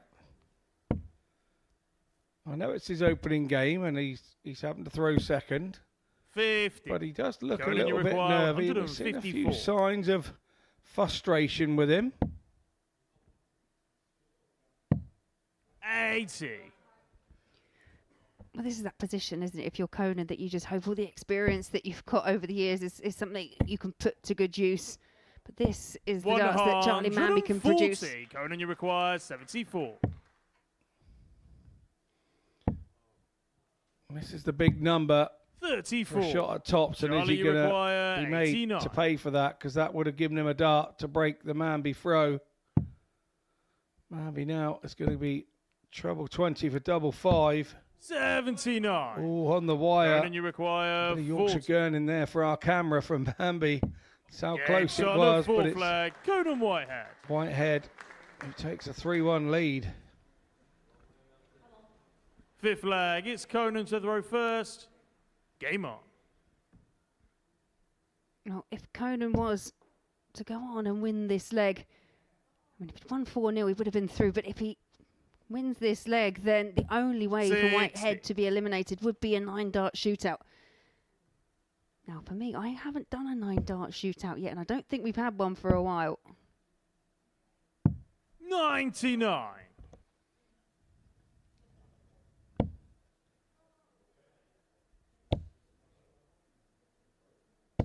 $140.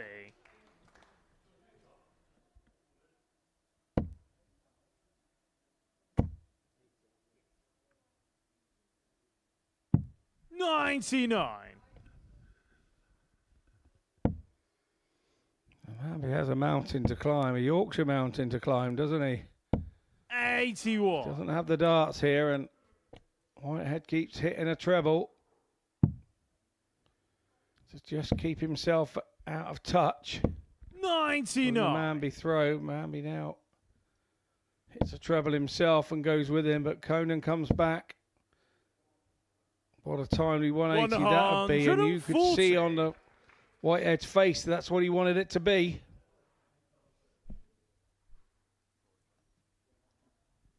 Yeah, I just think his flight fell off.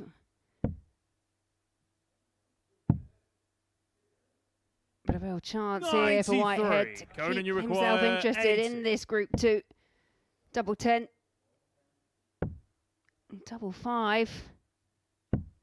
Double 5 is found, and you can hear the cheer from Conan Whitehead, who does get a 4-1 win over Charlie Manby.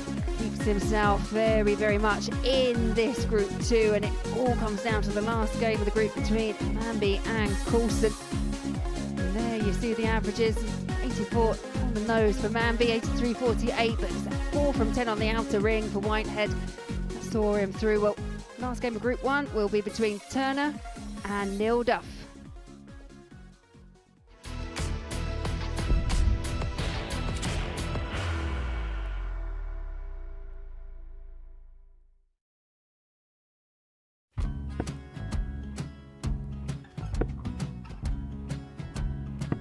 $54. Charlie McGuire, 164.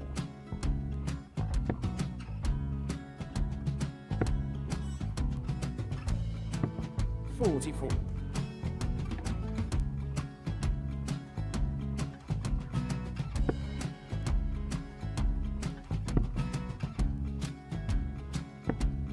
$32. Charlie required 120. Well, 120. He's got a fair, at least 2 handfuls at this. Just needs to stay 60. there. That's a good shot. Halves his score. Leaves himself on a 2-darter.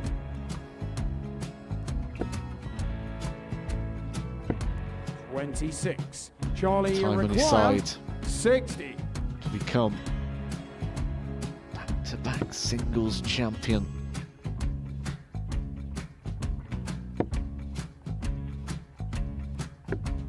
$40.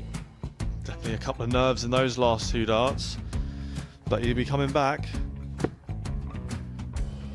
The moment he's been in before this situation. Standing at the back of the stage, Charlie approaching the required hockey with 20. a chance to win the title.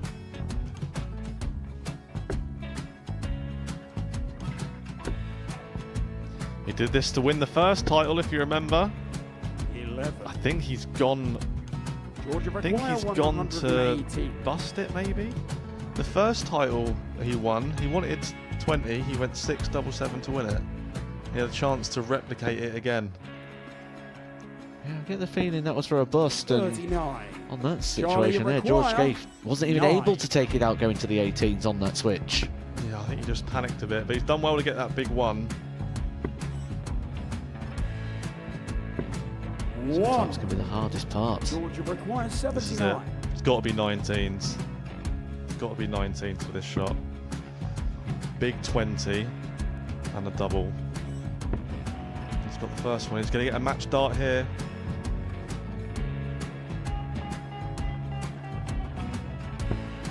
$59. Charlie Threw the entire required body into that 8. one. Just didn't want to let go of the dart.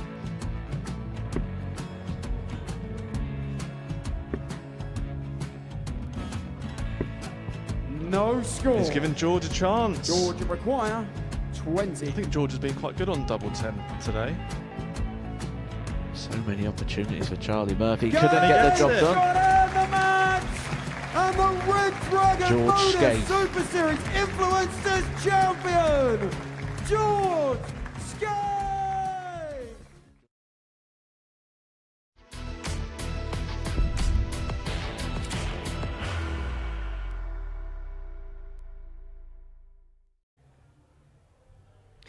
Welcome back to the Modus Super Series, where before the break we saw Conan Whitehead get the better of Charlie Manby by 4 legs to 1. So 4 games down on this Saturday evening, 2 games in each of the groups. And in Group 1, well, it's progression for Neil Duff and Martin Turner, both beating Aaron Turner in a last leg decider. Meanwhile, Group 2 has seen 4-1 victories apiece with Derek Coulson and Conan Whitehead, which means there is a possibility of a 9-dart shootout, but that would mean that Charlie Manby would have to beat Derek Coulson by that 4-1 scoreline in the final match of the pool stages. Right, let's get into Game 5. Now, this is quite simple in terms of permutations.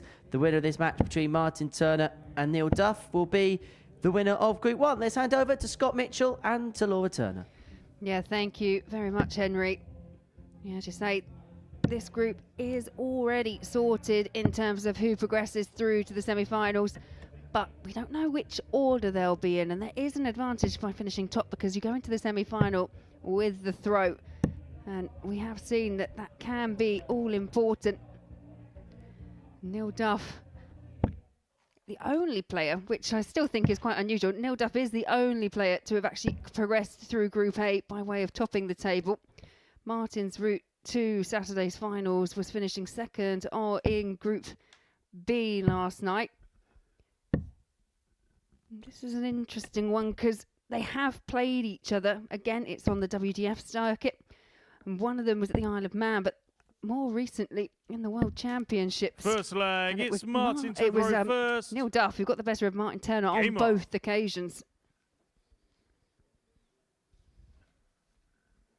Absolutely, this is as kind of close as a freebie hit as you can get on a Saturday evening here at the Super Series.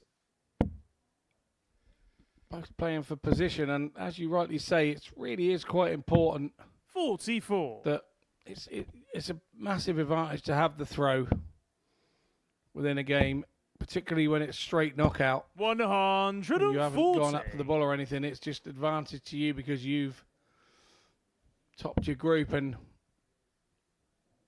we don't play that very often, do we? So it's a bit of a head mess at the same time. Yeah, and I guess the other thing that I kind of hadn't thought about is who they will face, because if Coulson carries on in the same vein as he started off with that nigh on 110 average, whoever finishes top of this group, potentially, if Coulson beats Manby, they'll avoid him until at least the final. I don't know if that's just that extra bit of carrot. I know you've got to beat everyone, but still, the simpler the route, the better. Absolutely. In the past, I've heard of players like qualifying for a World Championship, say at Lakeside, and saying, oh, I don't want to be number so-and-so because that means I played at number so-and-so. And it's just, that was all very much beyond me. I just wanted to be in the room and give myself a chance. And I couldn't do that. I couldn't. It's not the way I play. 32. Yeah, I'm not sure. Now you require 120.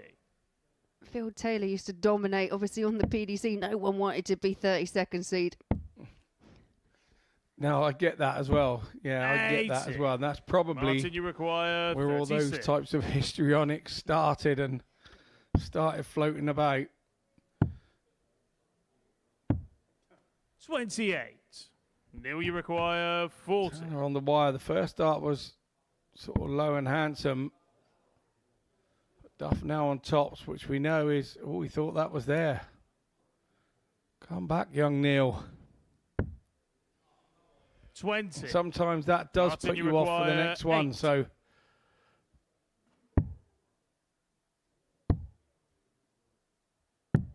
Four.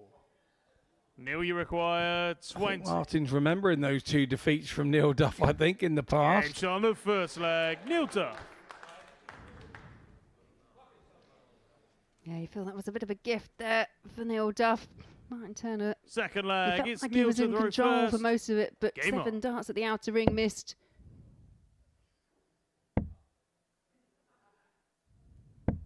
$85.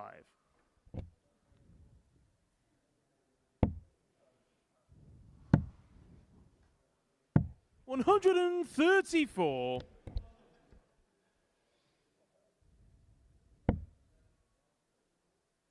Turner making the better start of the 2 in this second leg. 60. Yeah, had opportunities to make sure he held throw in the first, didn't he? And kind of fluffed his lines a little. 135.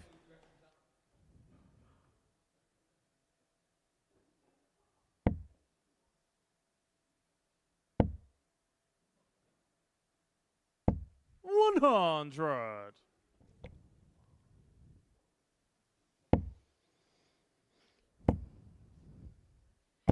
$108. Yeah, first maximum of the match goes the way of Martin Turner. First maximum of the evening for him. 100. Martin, you require 52. So which way's Turner going here then? Game shot on a For his second favourite leg. 36 Martin route. Turner. 16 for 36. Third leg. It's Martin Out, to walk throw straight first. back up the hockey. Game on. He knew it was him to throw next. 131. Yeah, it was a break in 11 darts as well. Much improved there by Turner.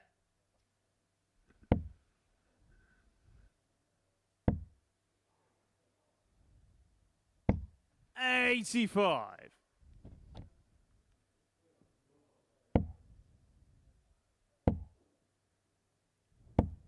$100. Yeah, nice last dart over the top there from Turner.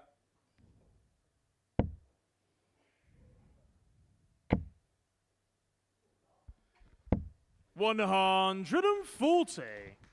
Duff tried to use the two previous darts there to get the third in the treble 20, but he's just slightly overpitched it and went over the top. 85. Turner was quite a rapid thrower. The man from York does not mess about.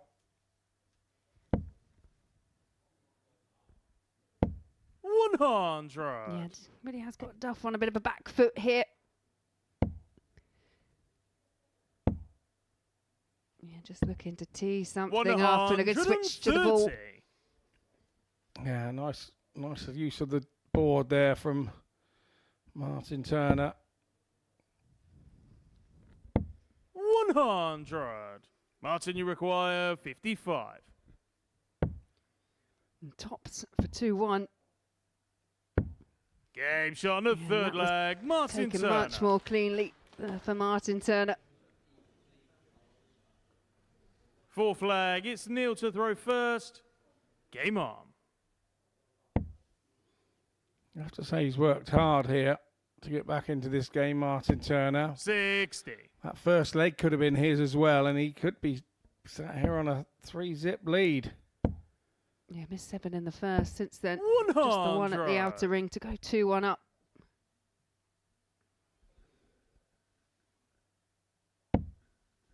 As you say, it will be in both the back of both players' mind about how well Coulson is playing and trying to win this match to avoid him. 108. Yeah, possibly living fresher in Martin's mind than Neil Duff. Martin obviously being in the same group as him yesterday evening. Already suffered 2 defeats. And possibly would like to try and avoid a third.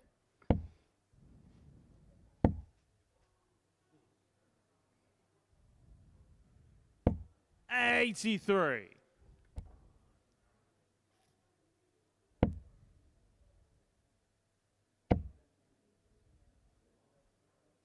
$140. Martin, you require 138. 98. Neil, you require 121. Play there, but Duff with a chance here to level us up, and that's a good first start. Yeah, double 14. 93. Martin, you require exasperation there 40. because he knows Turner's ready to pounce.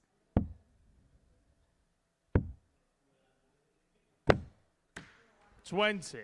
That was a genuine Neil, you off-the-wire require bounce out there 28. from Martin Turner. Is he going to rue that missed chance? Duff over on the 28, and yes he is. Neil Duff. Double 14 is slotted for Neil Duff. He's back in it at 2-2. fifth leg. It's Martin to throw first. Game on. To say that Turner had opportunity there to head off into the sunset. 140. Well, you look at the game in its entirety, and Martin Turner could be in the back room by now because he's had chances to win every single leg. Duff's had to rely on a few misses just to make it 2 apiece. 100. Yeah, Duff still looks fresh after his couple of days off. I know that he did. I think the rumours were he was heading back to Northern Ireland for a couple of days for a bit of R&R and then return back here today for this Saturday night finals night. Yeah, average is good. 59. 10 points gap between them, but means nothing at the end of the day when the legs are 2 apiece. 140. Yeah, good once again from Turner on his own throw, isn't it?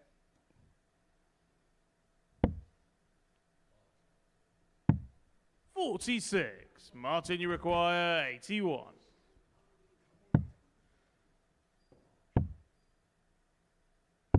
$69.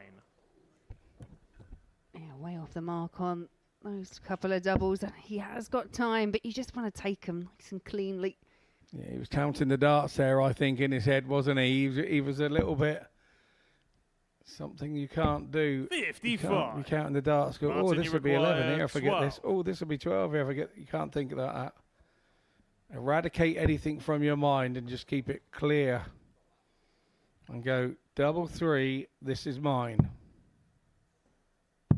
Game shot on the There we fifth go. leg. Martin Turner. More success on the outer ring for Martin Turner. Sixth leg. It's Neil to throw first. I was having a chat Game on. Monday.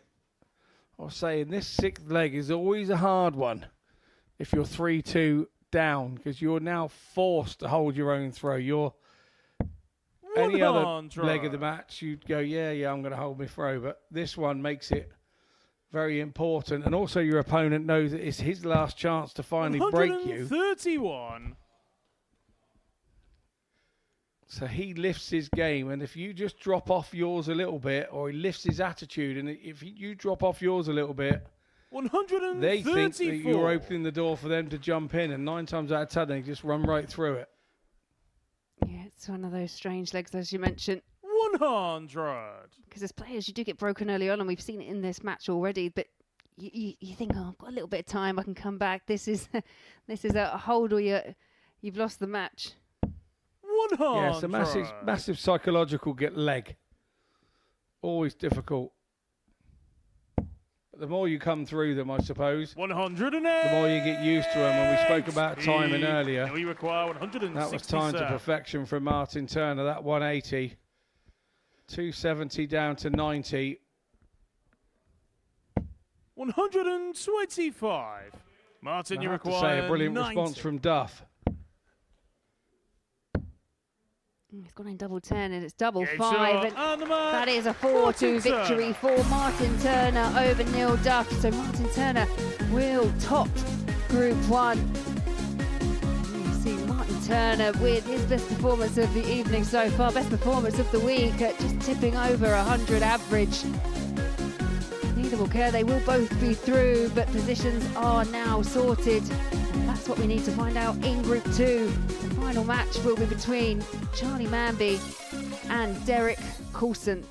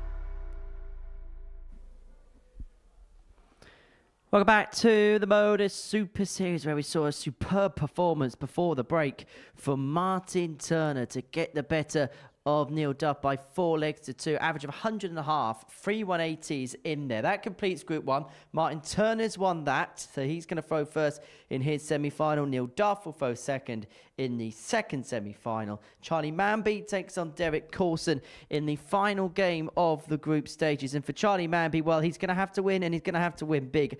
Only a 4-0 success will guarantee his spot through, and that would be at the expense of Derek Coulson. A 4-1 victory for Charlie Manby would result in a 9-dart shootout. Any other result, and Derek Coulson and Conan Whitehead will be through. So 2 legs for Derek Coulson, and it will guarantee both of their places through to the final 4. Right, let's get into this one with Laura Turner and Scott Mitchell. Yeah, thanks very much, Henry. Yeah, as you've just explained the permutations, it's pretty much a big job, in my opinion, for Champagne Charlie. He's facing the guy that has been the most informed player of the week in Derek Coulson. But we know the levels that Charlie's got.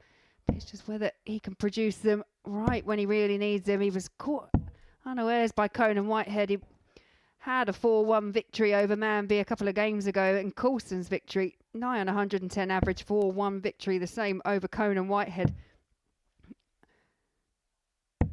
Coulson for me just been that kind of standout top player, but we know the levels, as I say, that Charlie's got. It's just whether he can find them.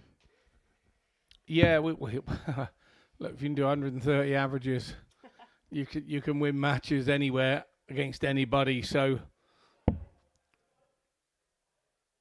Champagne Charlie's got a few in tonight for him, and I wonder whether that's changed it a little bit for him. First leg, it's Charlie to throw it's first. a long trek down from Game on. Huddersfield area of Yorkshire, where I know that Charlie plays in one of the leagues alongside the likes of Scott Waits and 108. Peter Jakes, and right on cue, Charlie Manby shows us what he can do. Yeah, if they both play to form, then this could be one of the standout performances of the group stages. 97. If they go toe to toe, then this could be one of the matches of the series right here. 100. Yeah, and I guess it goes back to what we were talking about earlier when it comes to just that experience of playing in these kind of environments with crowd in, with your family watching. It's very, very different. 93.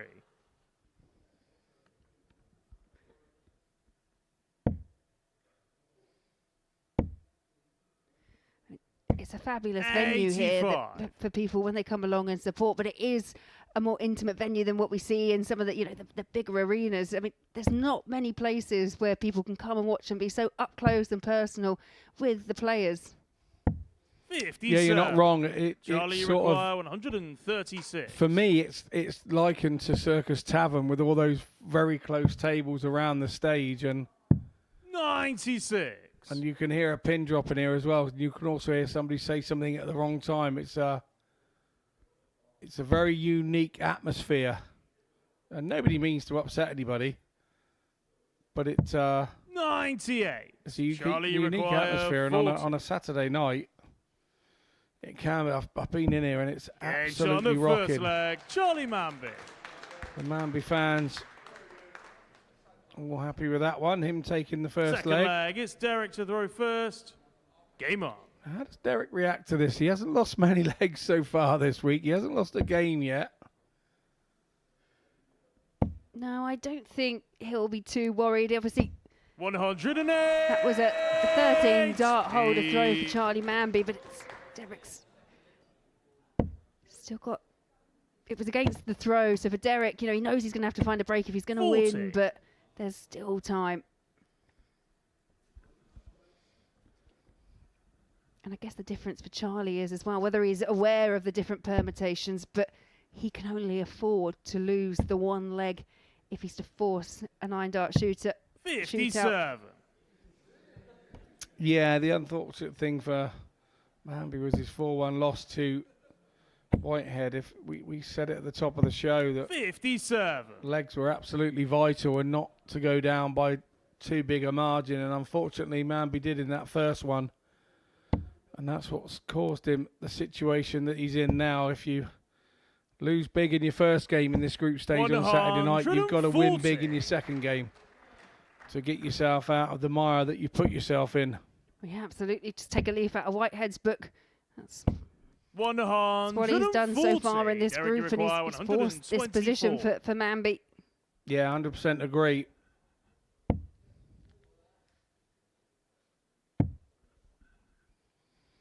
Manby back on 264. 92. No real rush for Coulson to go chasing for the ball at that point. So he's left himself 140. Derek, you require double 16 with 3 darts in hand, and game shot on the second leg. Derek Coulson. Large visit the throw before didn't rattle him. Third leg, it's Charlie to throw first. Game on. Yeah, for Derek. Replies in kind with a 13 dart leg of his own. 140. And Manby now has to reel 3 on the trot to see himself in a 9 dart shootout. And again, this is a relatively unique position as well, because when you play on a normal basis, it's just if you win, you progress. Yeah. Manby's in that position where he could win and still not go through. Yeah. It's like old school money. Isn't it? You win 4-1, you win 4-1, you're through. And this is a very different scenario. 123. Deflection off the flight there for Coulson.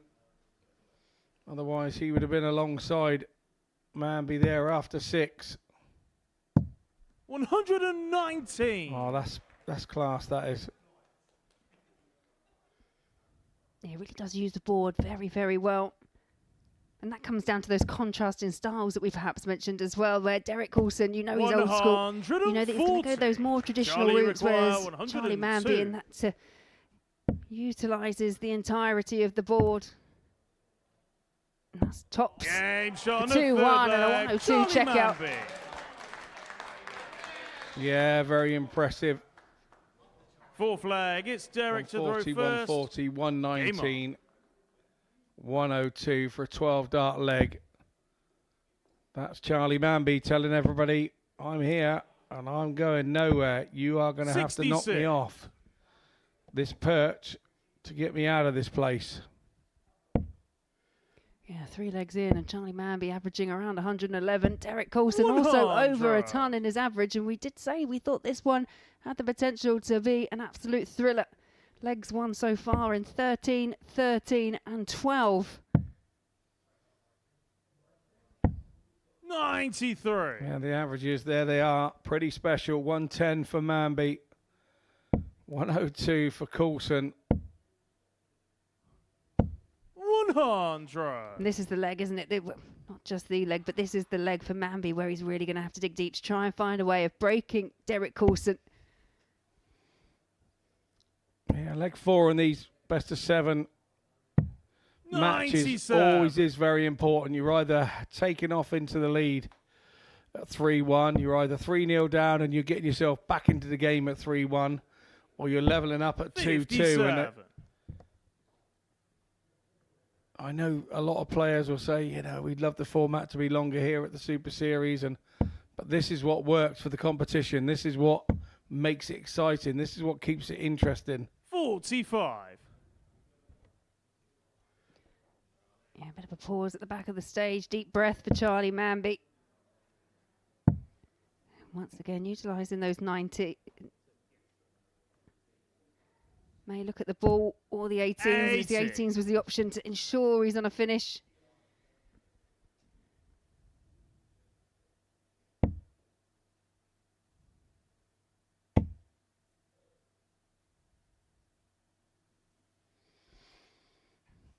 It looks like he's going to try and go around the side, and that was a nice dart. Charlie, you require 164. Nicely found. So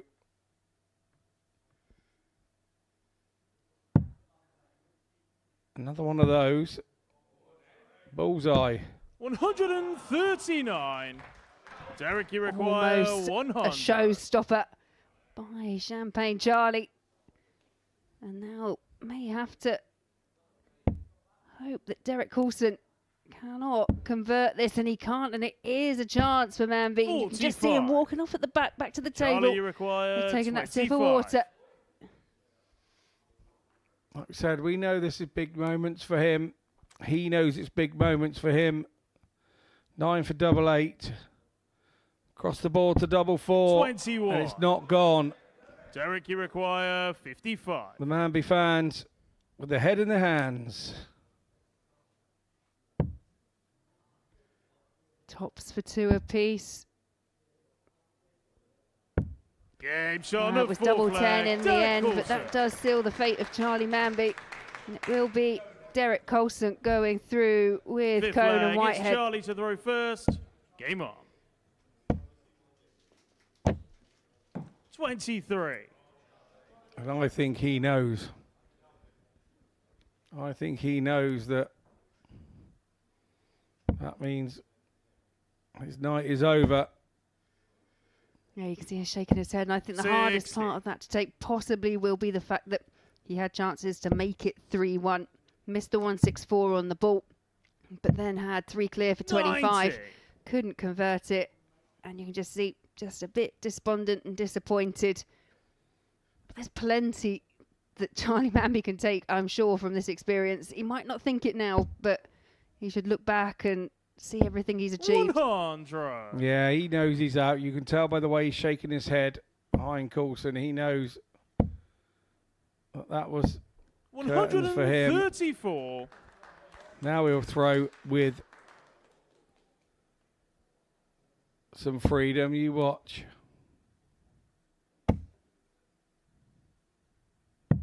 $97.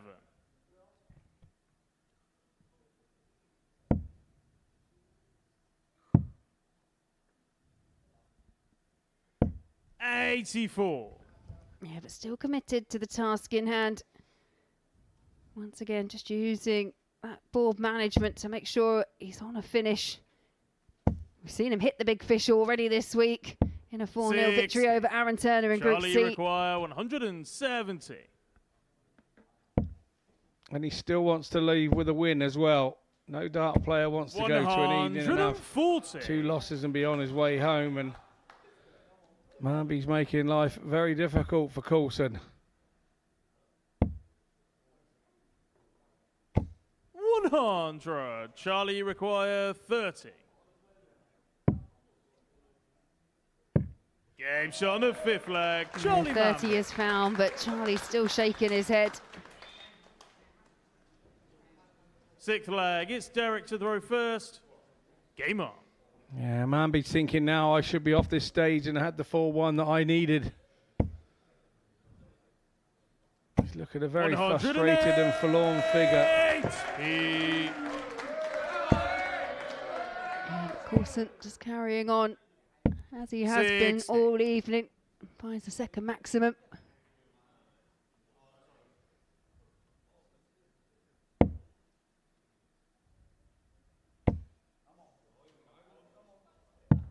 $139. Coulson has been prolific on those max start of legs, hasn't he? He's been hitting 180s for fun at the start of legs. I think he did it 4 times in the first match out of 5 legs against Conan Whitehead, and I think he's done it a couple of times here against Charlie Manby. Yeah, almost threatening for 2 consecutive perfect visits. Went 5 darts Derek, into you it. require 122. And it's 1-2-2, and I expect him to go up the top first. Well, it's double 7. 115. The reason I expected him to go up the top first is because that has been pretty much his MO throughout the whole week when someone hasn't been on a finish.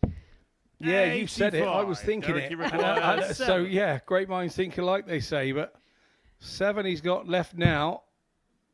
Double 2. Game shot on the 6th leg. He nails it to go 3-3. 7th and final leg. It's Charlie to throw first. Playing for Game pride on. now. Charlie Manby has the darts in the 7th and final leg. 81.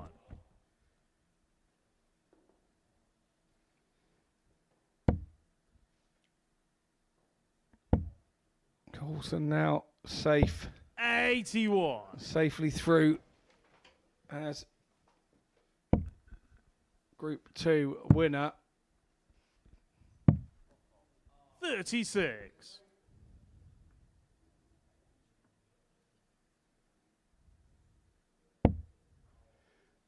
And that rock steady throw once again, finding the treble 20 bed. 140. Not a max, but it wasn't the first throw, so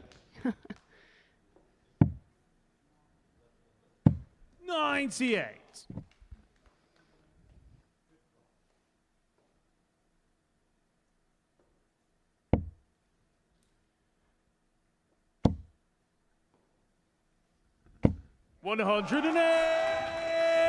Another maximum for Derek Coulson. Leaves himself on a ton after just 9.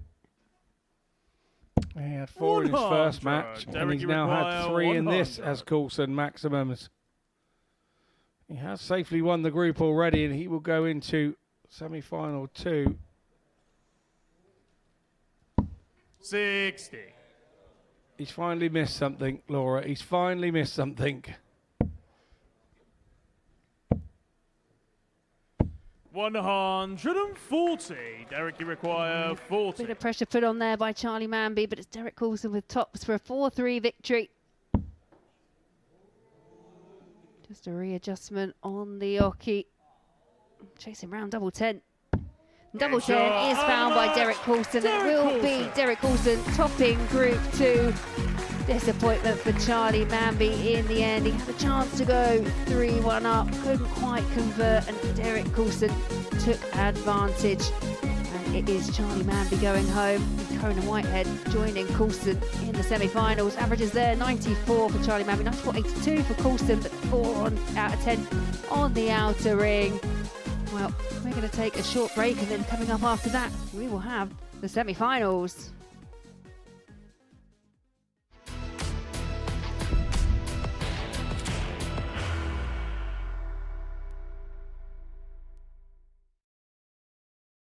Are you ready to lift that trophy, Darius? Yes. Let's do it then. Ladies and gentlemen, your Modus Super Series 9 champion is Lucky D, Darius Labanowski!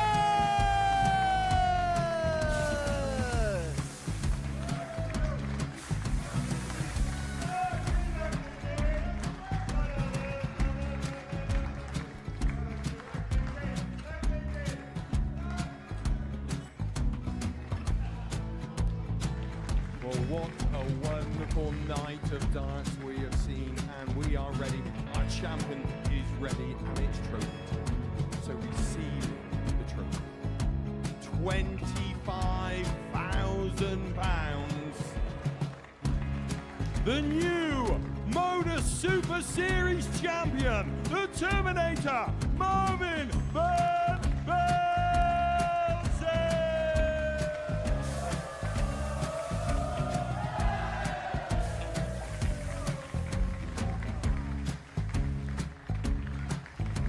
And one more time, the 8th Modus Super Series champion, the Terminator, Marvin Van Velzen. And the new Modus Super Series champion is Andreas Dirty Harrison.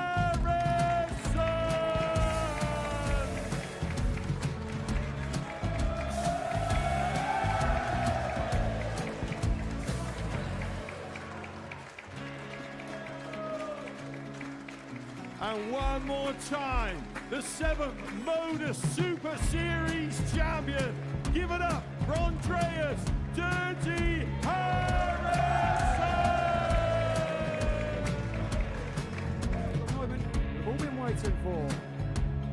Would you please show your appreciation for your Series 6 Modus Super Series champion, Scott Taylor!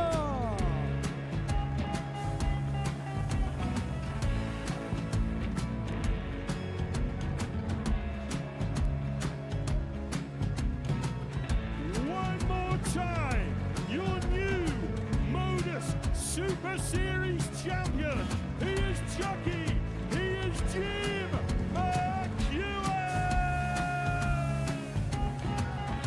Ladies and gentlemen, your Modus Super Series champion, retaining his title, the Luke Littler!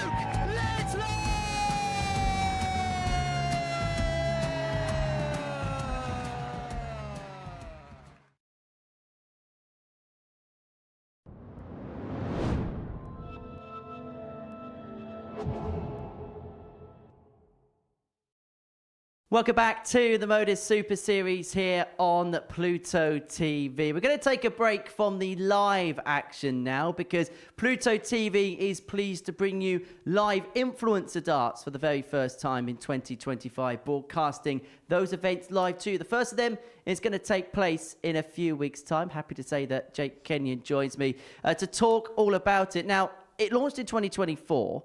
Could you have imagined that there'd be events on this scale this quickly? It's hard to say, really, because it was the first of its kind. It was kind of a risk, really, because you didn't know how an audience would actually interact with it. You know, you kind of thought it could do well. You've seen the influencers on the Premier League stage, for example, but you never truly know. But obviously, we backed it and we took that risk, and it's paid off. I think you could see that the events have just kind of got bigger and better. The names involved, you know. Would I believe those names would be playing out at the Live Lounge? Maybe not. Angry Ginger's a great example. He's playing at Soccer Aid this year. He's really made that crossover to the mainstream media.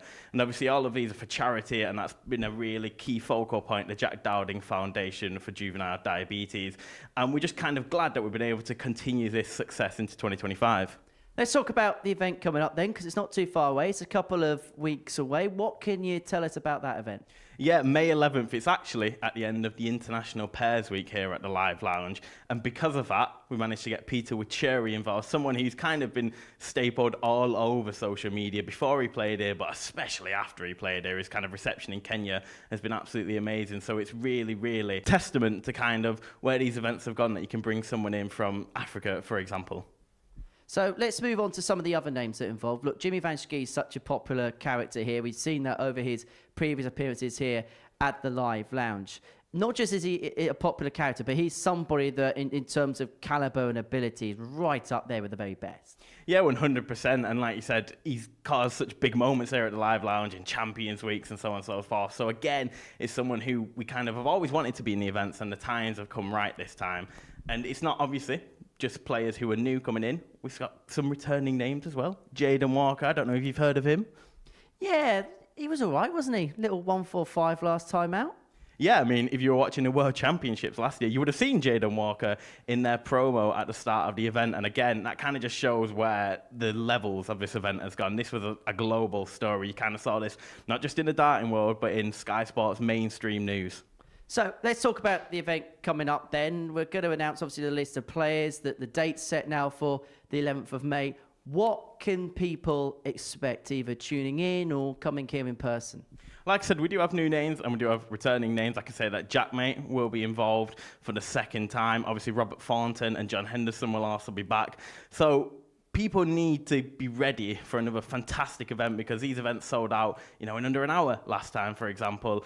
And it's one of those where you don't get this anywhere else in the world. It's just a fact. The PDC don't do anything like this, and no other darting organisations. And if you go to, say, a charity match for the Sidemen, for example, it's an absolute spectacle and it's unbelievable what they do. But would you meet the influencers there? Potentially not, because of the scale of it. If you come here, you're going to meet these influencers. You can have a chance to meet Angry Ginger in a crowd, for example. So the intimacy of this event is fantastic when you're here, but the scale of it on the internet is fantastic. I mean, it's the top 3 Modus Super Series streams of all time, and now, thankfully, we'll also be able to do it live on Pluto TV.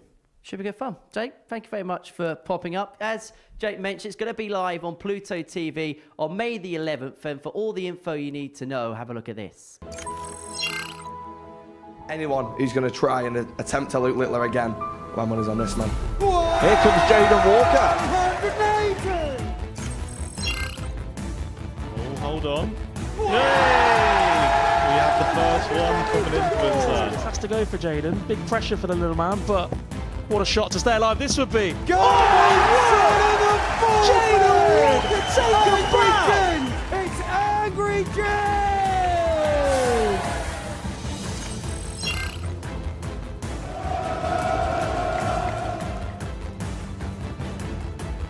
for a 2-0 lead. Who saw this coming? Games on the second leg!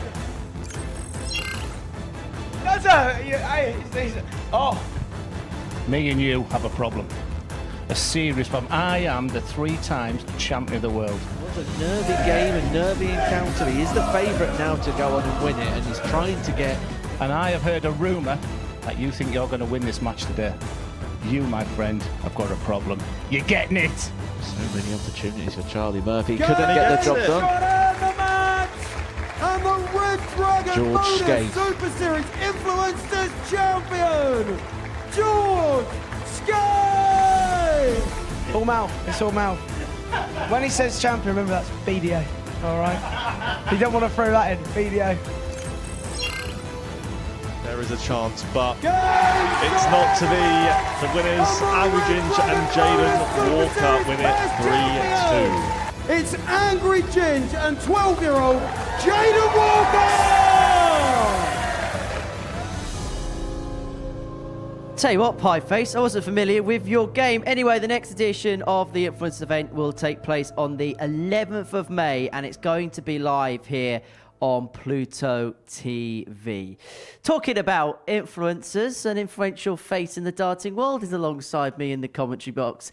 Scott Mitchell is with me to talk about what we've seen so far this evening. It's been overall an intriguing night, and we said it was going to be open for interpretation for a dart was thrown. Well, Derek Coulson's kind of said, you can say it's as open as you want, but I've come here for that crown.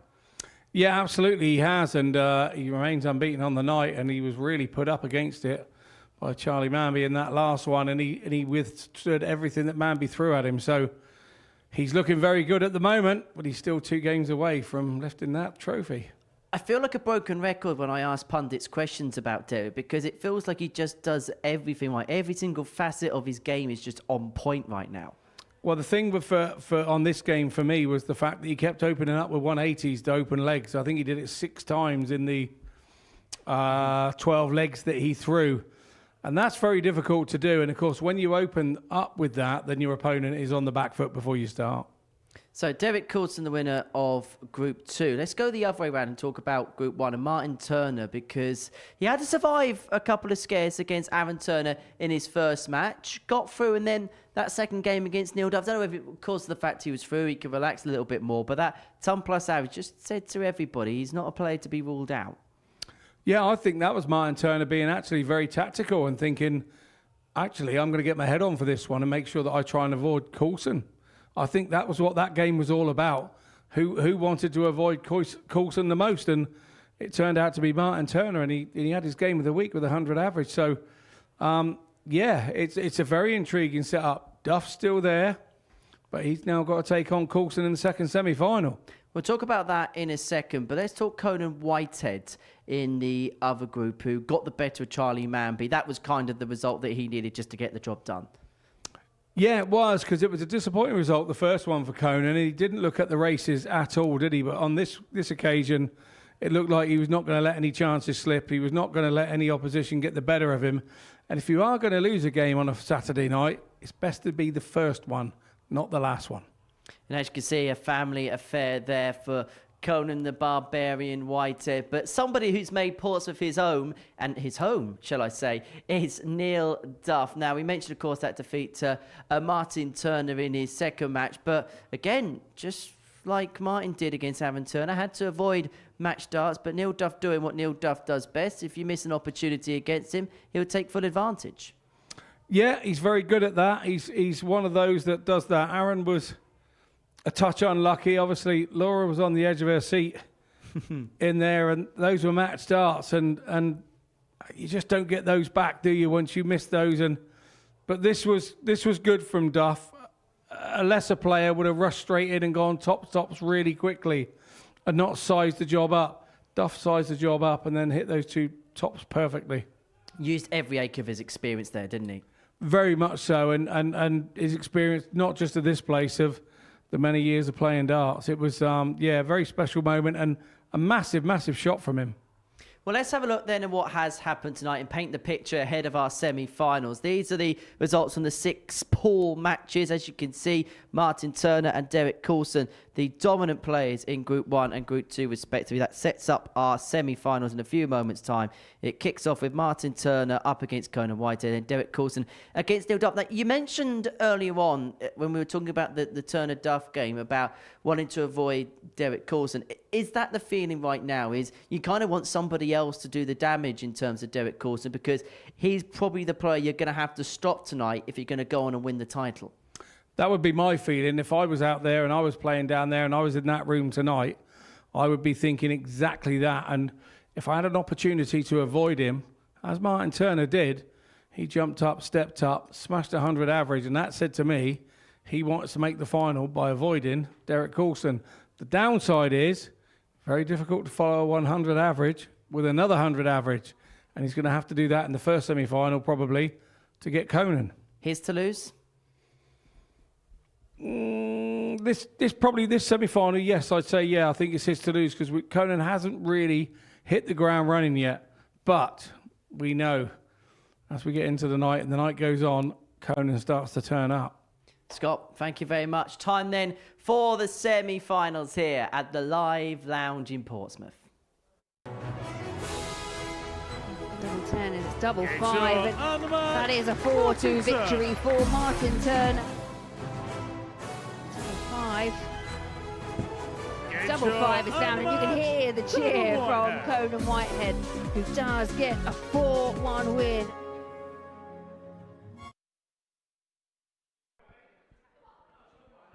Ladies and gentlemen, welcome back to the Modus Live Lounge here in Portsmouth. It's time now for our first semi-final. Could you please welcome the Barbarian, Conan Whitehead! Green light, let's get it. I'm the future, I'm in it. Check score, I'm winning. Green light, let's get it. I just win, win, win, win, win. I'm on 10, 10, 10, 10, 10. Hello, I'm Himothy. I got the recipe. I got the flow. I got the remedy. I know they do. I know they envy me. Feet on the floor. And his opponent, it's the Mutt's Nuts, Martin Turner!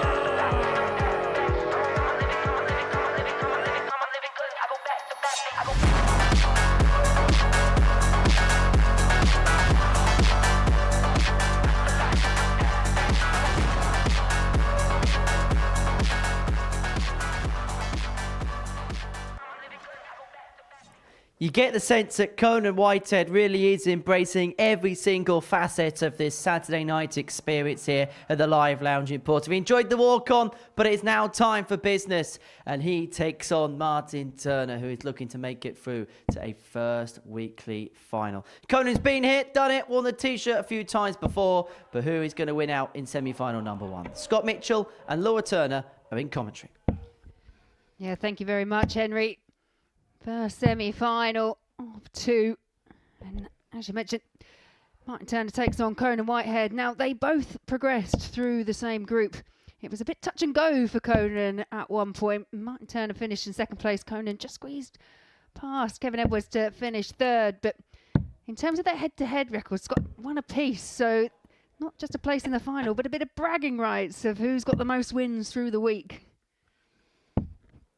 Yeah, very much so. And Ladies and gentlemen, best of order, please. I think these guys would be First leg, it's Martin to throw happy first. to be playing one another. Game on. On their field. It's a golden opportunity for one of the, each other. They both feel they can progress from this semi-final. 55.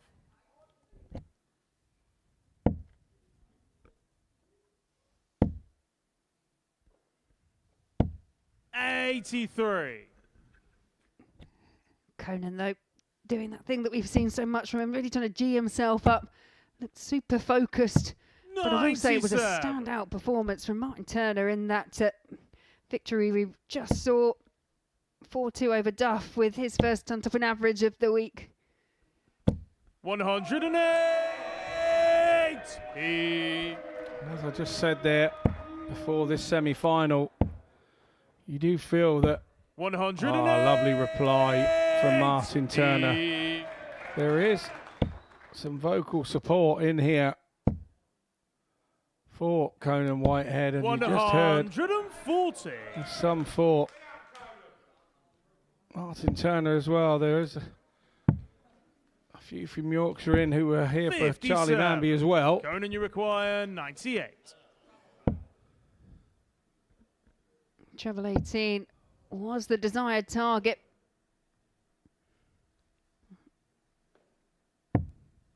Yeah, well adjusted though. Treble 14 back to 32 if he gets the chance.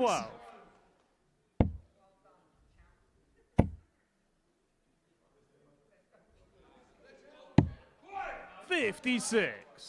Conan, you require 32. 32 and a breaker throw now, double 8. It's a breaker throw to Conan Whitehead. And as I said, he likes to take opportunities. You know he hasn't been at his best this evening. Game on. So far, but he's still in the running and still in the mix.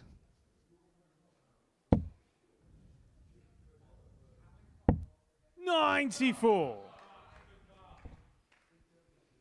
You don't want to leave anything in the practice room when you're in the semi-final. You want to bring it all out here and a bit more sometimes. Absolutely. No, I agree. You want to feel like you've done everything in your power to make it through to the final. And one of these two will walk away slightly disappointed. Thank you. Conan with the initiative at the moment. 140.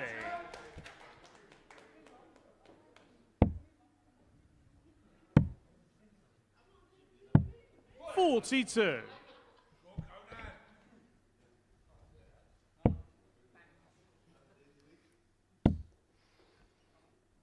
Somebody's left their marker pens at home, and I think they've written their sign with a big biro there.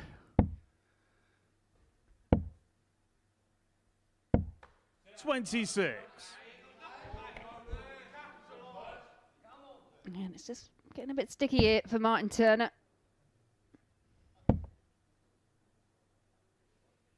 60. Conan's not sprinted off into the sunset. A 140 here from Turner would get him pretty close. Yeah, unfortunately, just the 83. It's two trebles, one he wanted and one that he didn't really want.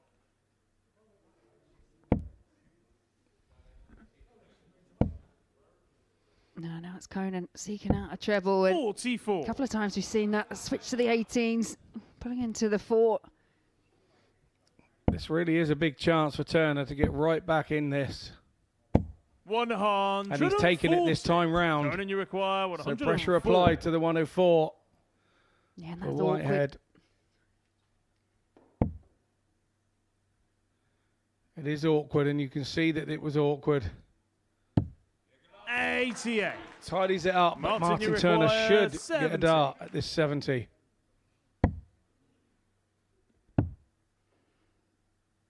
Game shot. Should get a shot, did get a shot, and took the shot.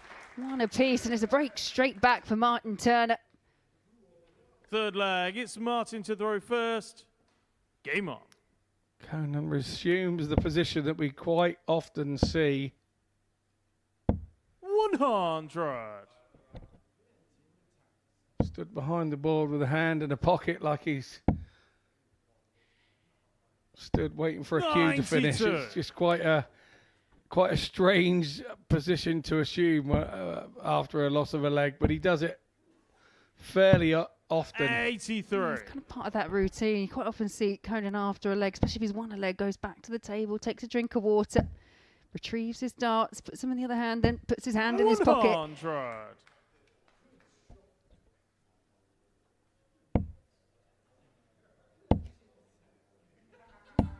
Maybe there's a little. I carry one, a little like a rosin bag, just to take the sweat off the palm of your hand, stop your darts getting sticky, but 96. just takes the residue of dampness away. Maybe it's that, but it's definitely not chalk. Otherwise, you'd see it on those black darts. Yeah, absolutely.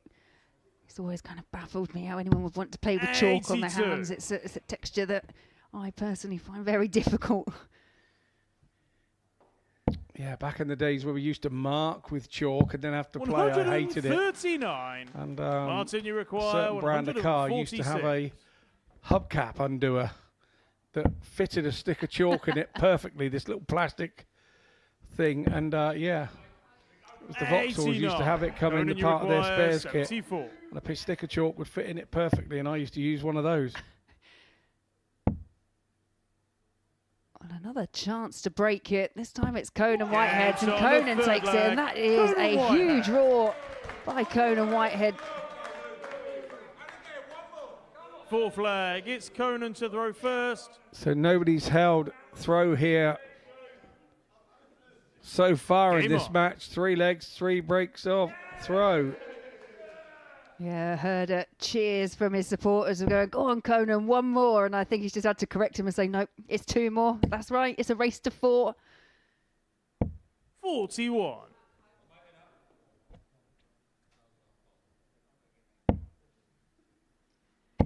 Don't discount Martin Turner. 99. We've seen the levels he's got in that match against Duff, and he's had a few comebacks himself throughout his Group B campaign.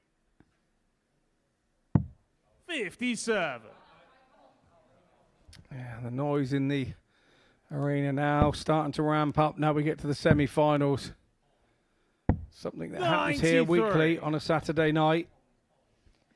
Sometimes you have players that come that aren't supporting anyone, supporters that come, but they're not particularly focused on one person. They're coming here because they enjoy the Super Series, they enjoy the darts, and by the time you get to the final, you're sometimes quite invested in a player, and as you say, the noise starts to ramp up as it just gets to that vital time. 141.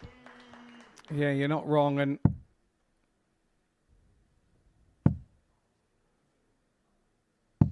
95. if you've not been here yet and you've been other darting places, I would recommend you come along to the live lounge here in Portsmouth for a Super Series Saturday night. 140.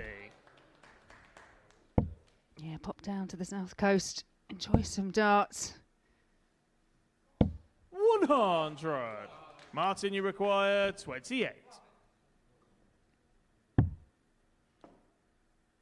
Making that awkward switch down to 77, and that 14. did prove a bit awkward. And you can Conan, hear you the require Whitehead supporters 108. getting behind their man.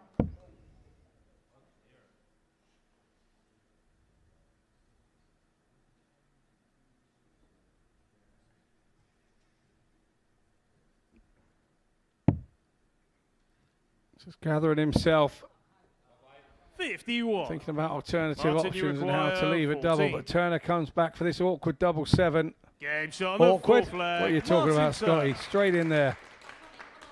He is very positive this evening. Martin Turner, Fifth and we leg, have it's Martin our to throw 4th first. break of throw in this on. match. Yeah, you do get some matches like this. It's a breakathon. Martin Turner now desperately trying to hold on to his throw to now swing that advantage back in his favour, and it's the perfect start. 95. Really is a cigarette paper between the two of them on the averages. One just over 90, just a shade under 90 for 41. Whitehead. But the more important stat is what is on your screen. And that's 2 legs apiece. 81. It's turned into a best of 3 shootout.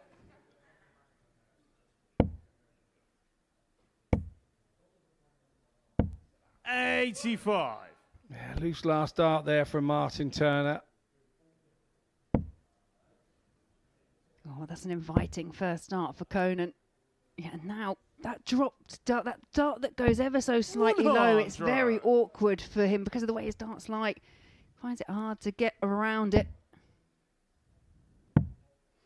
It's not a particularly long barrel dart that 96. Whitehead uses, but he does use a very long stem with it and a long point. 140. Yeah, setups go. It is Martin, quite you unique require in 99. the combination of things he uses. 59. Conan, you require 85. Well, I've seen the double finish this evening already from Duff, but not this time from Turner. It's the bullseye. We know he loves the bullseye. 60. Not to be this Martin, time you require around. 40.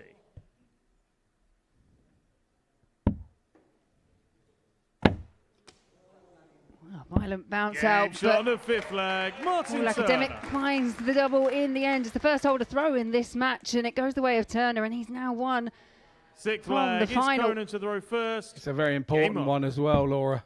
Very important. Yeah, we 85. mentioned it in the last match. You get those legs that just feel a little bit more important than others. They can swing the match round, and if you're going to get your first hole to throw, then that was the point for Martin Turner to get it. 83.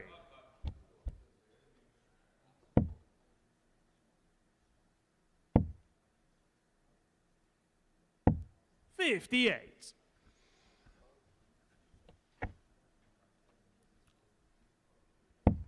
Last leg from Martin Turner seems to have hushed the crowd a little.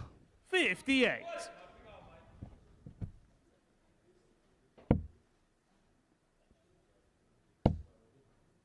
I think we're going to hear it come to life again shortly. 140. Yeah, muted applause. They know this is a big leg for Whitehead. 60. Big leg for both.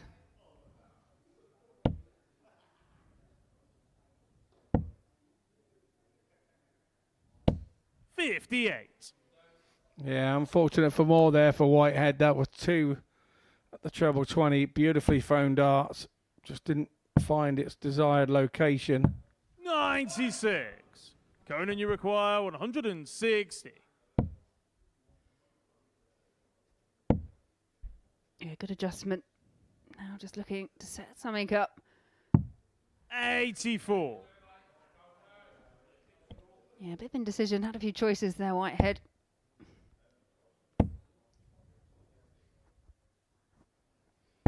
So a 94. little flick across and look Conan, at you his score. require 76. So moves across to the 18s and hits it. Double 14. Oh, on the 62. inside wire. Martin, you require 110. Sometimes if you don't give you a chance to chastise yourself for that first missed dart, you can then get yourself out of it. 42. Yeah, there has been Conan, a you bit of a require let-off there 14. by Martin Turner. Game shot Yeah, on and the it was sixth taken well leg. by Conan Whitehead.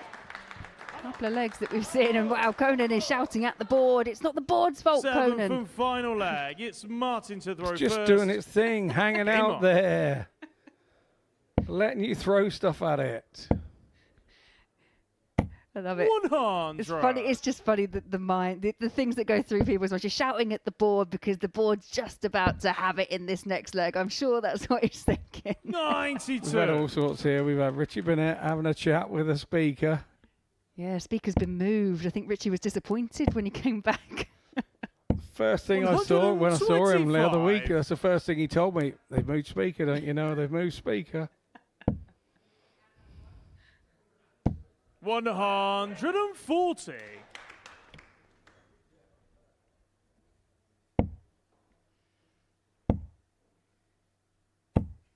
$100. Yeah, and a leg that could be quite edgy. I think the pair seems to be so far producing some of their best starts of the match. 60. And Whitehead very much unlucky. Well, very much so unlucky for more there. It was right in the corner of that treble 7. 58. It's both tense, nervous headache here for these two. Somebody has got to get a double treble visit here and get themselves right in the mix and cause the other all sorts of problems. 55. And that's not the treble that Martin, you Whitehead was require looking for, but he has left 118. himself a shot. So should Martin Turner not get this? Oh, it's tops for the match. Game shot. What and a the match. finish from Martin Turner. The man from York heads to the final and a 4-3 win over Conan Whitehead in a game where it started out that neither could hold throw, but as we came to it, it's Turner that comes through it. Averages nothing between them, as we said. during the game, but it's Whitehead who goes home and Martin Turner heads to the final.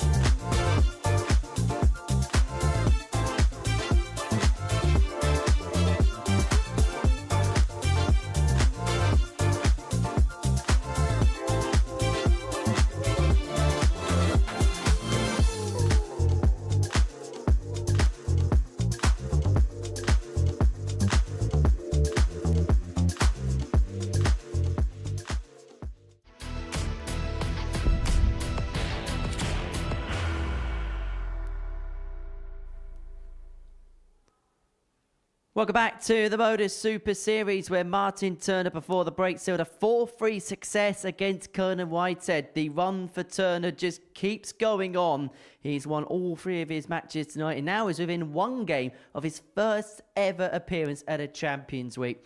Our second semi-final sees Derek Coulson and Neil Duff go toe-to-toe. Now, Derek Coulson's a couple of games away from doing something that only Bo Greaves has achieved before, and that is go through the entirety of a week unbeaten. But his next task, well, he knows how tough it's going to be.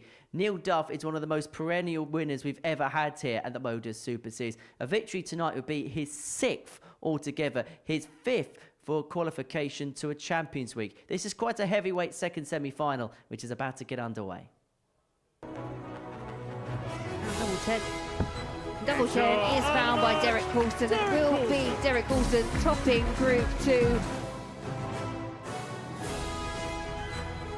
Double 7 the target. Double 7 is taken, and it is Neil Duff who comes for a real battle. Ladies and gentlemen, time now for our second semi-final here at the Modus Live Lounge. Could you please welcome firstly, it's the Duff Man, Neil Duff!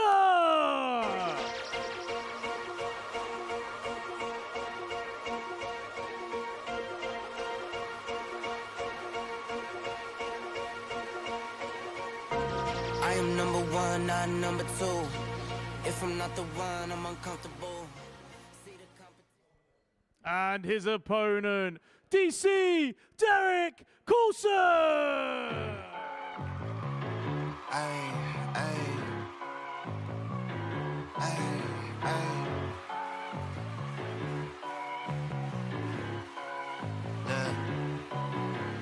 Baby girl love my bop and I like me too.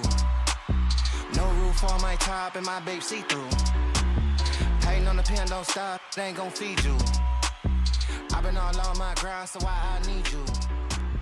Baby girl love my bop and I like me too. Now, Derek Coulson is that used to playing at a Champions Night. He actually took the Champions Night walk rate route up to the stage. Maybe that's a sign of confidence. Or maybe he didn't know where to go. But we know there's only one route for these two players, and that is to success at the end of the night. That is what they have both come here for. They are bona fide winners, multiple winners in their own rights, and they're looking to make it through to Champions Week once again. Martin Turner awaits in the final. In commentary for this one, Scott Mitchell and Laura Turner. Yeah, maybe Derek Coulson's been having some diversion issues on his travels to and from Portsmouth and felt that he'd take the diversion along the long way to get to the stage. The man from Market Drayton is here in our second semi-final, and you have to say has played superbly thus far this week, and the carrot is being dangled. He is close to the final, but standing in his way is the man from Northern Ireland who resides in Switzerland currently, and that's Neil Duff, the former world champion. Comes in to tonight as favourite with the bookies. Game on. Well, this is going to be a very stern test for the favourite.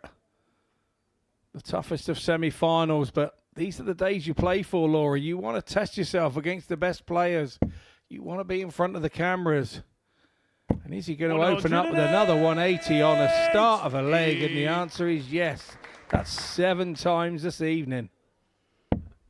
Yeah, it's remarkable stuff already from Derek Coulson. But I think he's going to find Neil Duff a little bit difficult to shake off. Both came through via different routes, so haven't faced each other. In fact, just having a look at a little bit of research. They have played 50, in the Modus Super Series before, but it was all the way back in August last year, and it was 1 apiece. 100. But I'm sure both of them played in the World Seniors. They'll be more than aware of each other's capabilities. 58. Yeah, it could be a bit sort of nip and tuck here for the first couple as they weigh each other up. 100.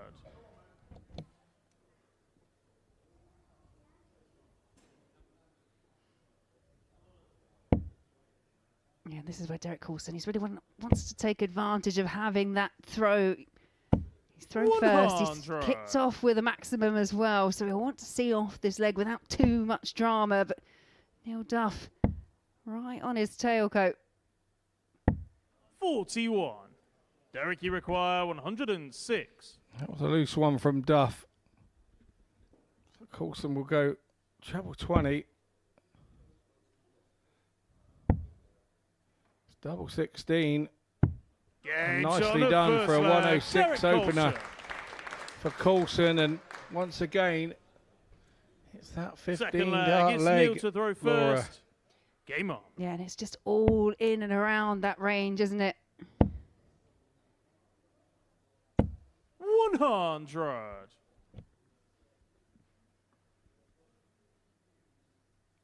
Just already at this early stage, giving Neil Duff a little bit to think about.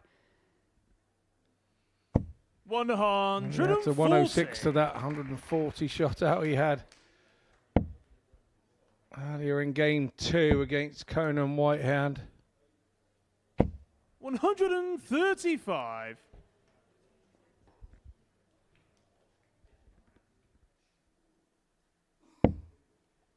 thing with Coulson, he doesn't change his pace. He doesn't do anything different. 97. Sets his pace for the game, sets his pace for the throw, and changes nothing. When it's his turn to throw, he just goes through the same routine again. Yeah, and I think that's something that comes with experience, with confidence, because there are certain players that you can get quite wrapped up. If someone's a very fast thrower, you can get wrapped up in the pace quite easily, but Derek has that routine. Pause, walks up to the board, sets his first throw. Disappointed with that last one because it means Neil Duff now has 6 from the 168. Yeah, and he said he doesn't. We had a chat with him at the start of the week, and he said he doesn't get disappointed. And I sort of commented, I think one of the top things when I've ever played him is that you never know with his reaction whether he's hit 26 or a 180. The walk, if you're somebody that doesn't watch him throw, and 40. you look at the hockey and you look at the opposition's you feet, require 108. his stride, the way he takes off for a 26 is exactly the same, whereas a younger player bounces up the hockey for a 180 and drags their toes for a 26. 72. Derek, you missed require there 143. by Duff to level us up at 1 apiece, and Coulson can take out the 143. It's a long range shot, but this would really hurt.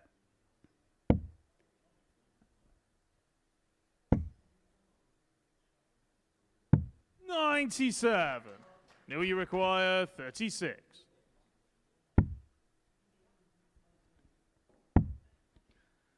Chasing it around, 99 now the target. 18. Neil Duff can't Derek, find you it. require 46. Huge opportunity now for Coulson. Double 18 is now the target for him. 10. Neil, you require 18. Is this a major turning point in the match?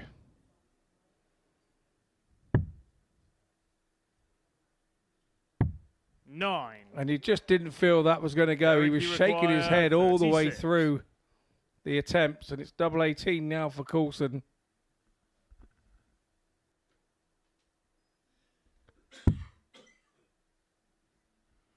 Should be a good guide, but goes inside, and it's Coulson now chasing it around the board, and that was a way off. And Neil, you require fast 9. throw at the double 9 for Coulson. They weren't positively thrown, were they? Both sets of those darts. They weren't positively thrown, saying you are going in there. They were just lobbed up there, and 5. that was more positive from Duff, but it just didn't go. Derek, And you require 9.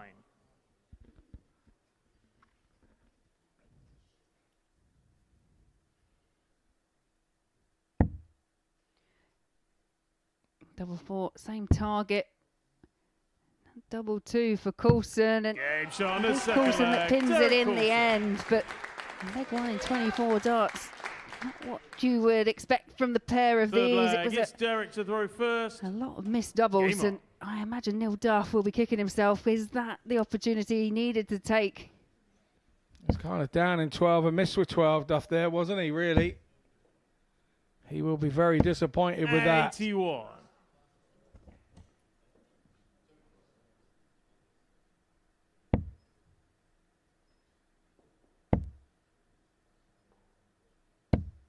$100. Yeah, first 2 going in high, but just well with the last.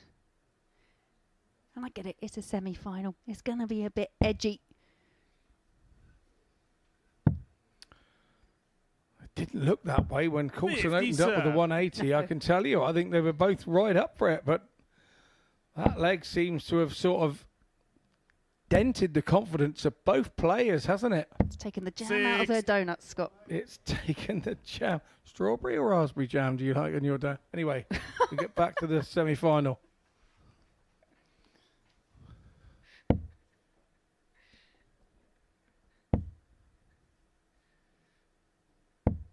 $100. Both starting to come back into it now and find trebles. Duff, though, still struggling with that first dart. Keeps going high, having to adjust. Yeah, follows high again. 100. We both know that no 2 games are the same, don't we, Laura? When you steam through a game and then play the next one and you can't find it, and it just there's no rhyme or reason or explanation. And Yeah, I don't know about you, but for me at the moment, sometimes it's no two legs are the same. yeah, I'll go with that.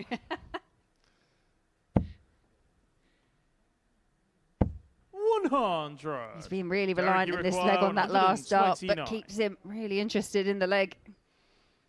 Yeah. Coulson knows he's still there.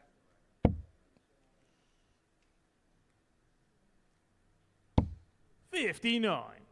Neil, you require 141. I thought both of those were in the treble 20, so what do I know? Interesting choice, though, from Coulson.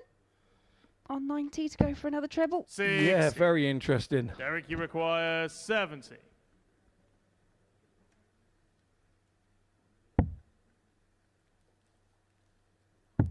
Game shot on the third leg. Derek Coulson.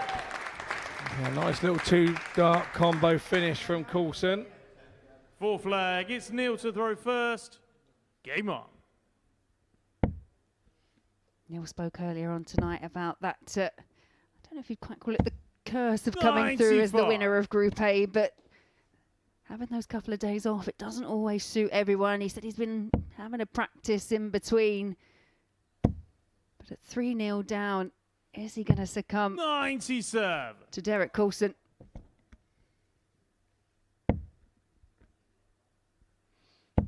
At 3-0 down, he's only sort of dropped his own leg, really, which was that horrible, horrible, scrappy leg.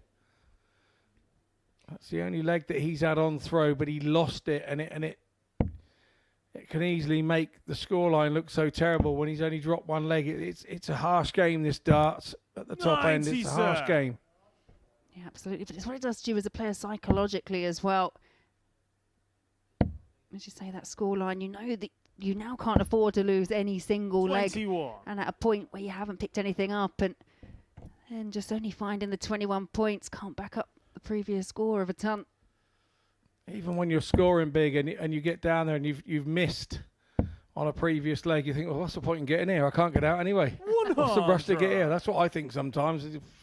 Oh, no, I go the other way. I think, right, score lots because you obviously need a lot of those. I need 12 darts to get out. I need a couple of 180s in this leg, yeah. 54. Reverse psychology, I think they call that. Yeah, it's that kind of glass half full, glass half empty kind of perspective.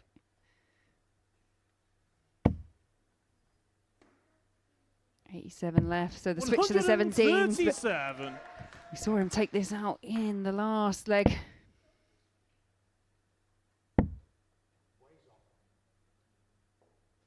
Neil Duff visibly not happy. 81. Derek, you require 70.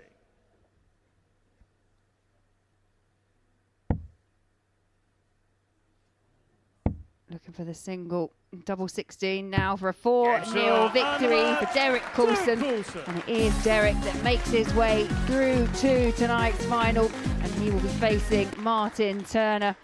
Yeah, it was a straightforward 4-0 victory in the end for Martin. Averages below what we've seen from the pair of them, but that can be the pressure. But the damage was done in that second leg. 9 missed on the outer ring by Neil Duff, and he couldn't quite recover. Well, we will be taking a short break, and we'll be coming back soon to see who wins tonight's final.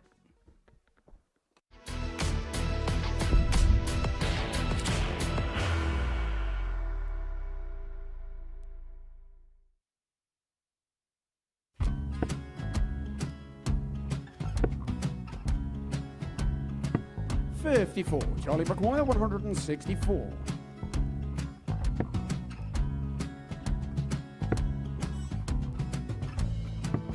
$44.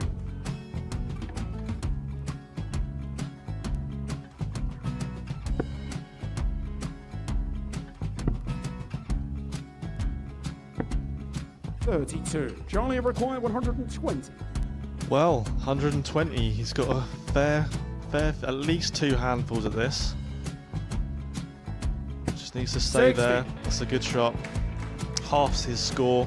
Leaves himself on a 2-darter.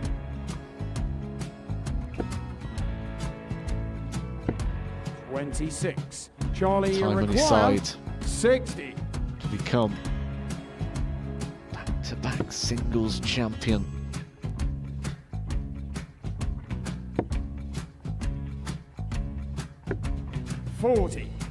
Definitely a couple of nerves in those last 2 darts, but he'll be coming back. It's a moment he's been in before this situation. Standing at the back of the stage, approaching the hockey with a chance to win the title.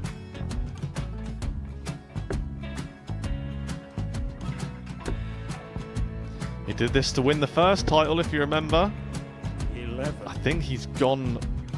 I think he's gone to bust it, maybe. The first title he won, he wanted 20. He went 6 7-7 to win it. He had a chance to replicate it again. Yeah, I get the feeling that was for a bust. And 39. on that situation there, George Scaife wasn't even able to take it out going to the 18s on that switch. Yeah, I think he just panicked a bit, but he's done well to get that big one. Sometimes can be the hardest part. Georgia requires This is it. 79. It's got to be 19s. It's got to be 19s for this shot. Big 20 and a double. He's got the first one. He's going to get a match dart here.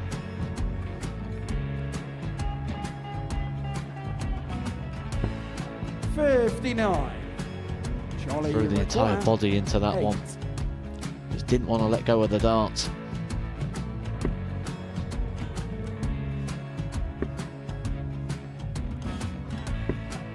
No score. He's given George a chance. Georgia require 20. I think George has been quite good on double 10 today. So many opportunities for Charlie Murphy. Go Couldn't get the job Got done. in the match. And the Red Dragon George Modus Scaife. Super Series Influencers Champion, George Scaife.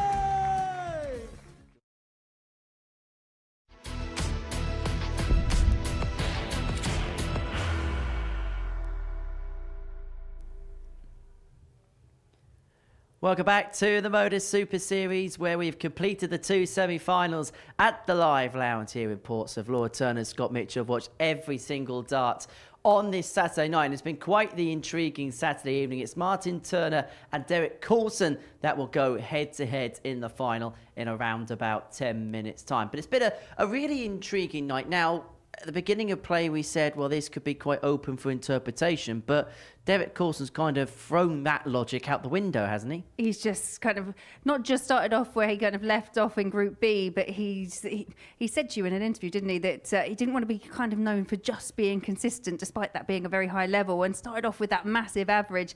Just hasn't really looked back since. He's just been the standout performer tonight. What's been your overall synopsis of the night, Scott? I like the fact that I think the Martin Turner game with Neil Duff, I think the fact that he knew that he wanted to get through and avoid Coulson, and if he was going to take him on, I think his plan was to take him on in the final, and that's exactly what we've got.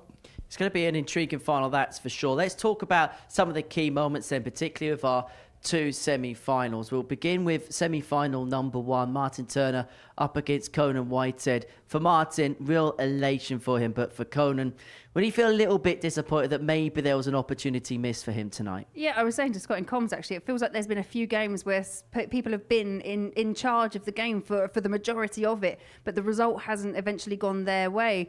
And I think that's probably how Conan will view that game. It was like, he was all bolshy and bravado, which is what we used to see him from Conan. And then there was just a slight turning point in the match. Then Martin took the initiative. It just seemed to take the wind out of Conan slightly. And as you see there, Martin didn't look back. Martin's been doing all the big bits right tonight, hasn't he? Yeah, we always talk about moments in games and there's turning points and having to hit doubles. Don't worry about how many darts it is in the leg. It's hitting doubles at the right time to harm your opponent. And it seems that Martin has been right on point with all of that this evening. I mean, even taking the 118 to finish his game off in the semi-final, it was just punishing. So, yeah, he's been good at that, but he's going to have to take every chance he gets in the final, that's for sure. On the other side of the coin, it's been an absolute demolition job from Derek Coulson. Yeah, and I think Neil Duff will look back at that semi-final. Disappointing. It all changed in that second leg. Neil missed 9 darts at a double on throw, and he was in cruise control up to that point. Derek obviously struggled on the outer ring himself, but managed to find it. And then I just think, it's quite hard to come back from the deficit. Coulson with the darts is hard enough to beat, but if you're not holding your own throw, that makes it even harder. And yeah, a 4-0 victory. You were here the week Bo Greaves went the whole week undefeated. Now, Derek Coulson's within a game of doing that himself. It's some achievement if he was able to pull it off. It's pretty special, and if you can, in these days, get any record alongside the likes of Bo Greaves, it is very special indeed. He's got a chance here. I'll be interested to hear who's got the bull up, because it's the only game all week that we bull up on. So I think that could be a vital stat in this coming final. Do you do a really good job there, Derek, of just shutting Neil Duff off and restricting opportunities where possible? Yeah, I mean, he kicked off really strong. Obviously, I don't think he expected having the amount of chances he had in the second leg. And then after that, it was just very much business as usual, just got back on track. And yeah, I just think that's what Derek's done really well. He's really true to his own pace. He's really true to, his own form. It's how he plays, and that's what we've seen from him. And it's working rather effectively, I must say.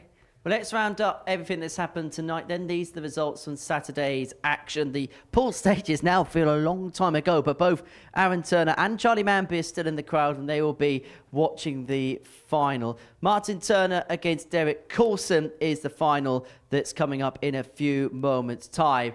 Well, we are midway through the series now, aren't we? The Week 7 finals about to get underway. But we've got a quick, exhilarating week next week. And we have a few former champions in the field.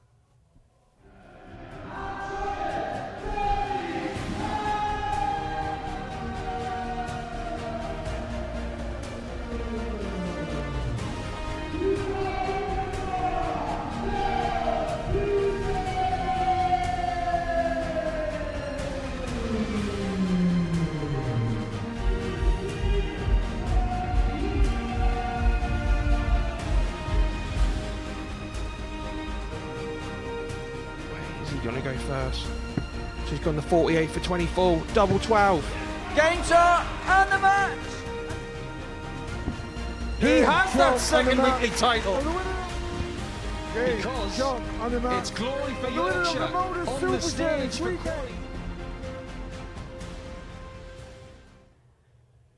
Well, it's all about the race to Champions Week, but you could say next week is a week of champions. Devon Peterson picked up the ADC Global Championship back in December. Jim McHugh and Andreas Harrison have picked up the Super Series trophy in the past. James Wilson won the World Trophy. That's over a decade ago now, incredibly. Romeo Gerbavac, a former weekly winner too. It's going to be an enthralling week. That is week 8. It begins on Monday morning from 9:30. Just quickly talking about that, I mean, you look at that Group B, Jim McEwen and Andreas Harrison, 2 former champions of this competition. We saw Andreas last week pick up the Double Trouble title as well. Is he going to take some stopping once again, Andreas? I expect so, but that is one really strong Group B. You put in Paul Hogan as well. Wow, yeah, whoever comes out of that. I've often said that joining Group B, you've got that slight advantage because 3 go through, but you wouldn't relish the thought of going in with those 3 players. That's a really stacked week. Can he breed confidence from that Double Trouble win a couple of weeks ago, Andreas? Absolutely, I think he breeds confidence every time he walks in this building. Everything he touches in here turns to gold. And so, look, every time he gets an opportunity to come here, he's not going to turn that down. He's going to be here as quick as he can get here, because once you find a venue that you love playing at, you just want to keep going there. Graham Usher tasted so much success back in the days of the Live League, then went on tours, dropped off again. It'd be interesting to see how he gets on second time round here. Yeah, it's great to see him back, obviously. Another really solid player. For me, he's one of those ones to watch. He sometimes goes under the radar, Graham Usher. He really shouldn't. He really shouldn't. And I think, that, again, is a stacked Group A, but I think Graham's in with a great shout.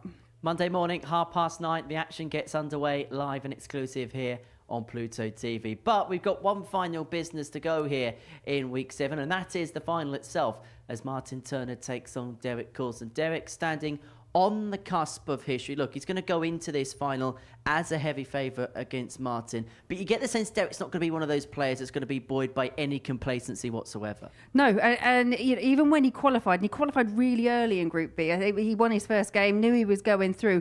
He still persevered and performed in every single game afterwards. The adrenaline doesn't drop for him. He's just all about the victories. And tonight for him, it will be all about this final victory to pick up the trophy. What does Martin Turner have to do in this game against Derek? He has to keep doing what he's been doing all evening, and when he gets offered an opportunity, he has to take it out.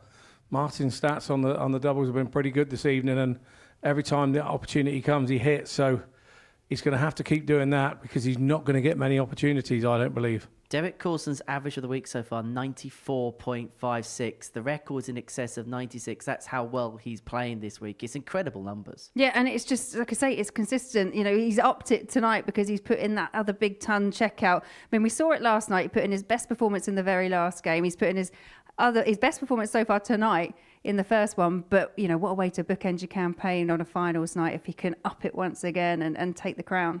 What are you saying, Scott, in this final? My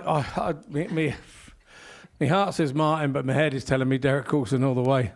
Should be an intriguing final. Scott Law, you're going to be describing it all in the commentary box. So, one last game in this week 7. It's Martin Turner up against Derek Coulson. Martin looking to win here for the first time. Derek looking for a hat-trick of Champions Week appearances. It's top for the match. What a finish from Martin Turner. Double 16 now for a 4-0 victory for Derek Coulson. Ladies and gentlemen, it is time now for our Week 7 final, live from the Modus Live Lounge. Introducing first, a player looking to make his first Champions Week. From York, it's the Mutts Nuts, Martin Turner!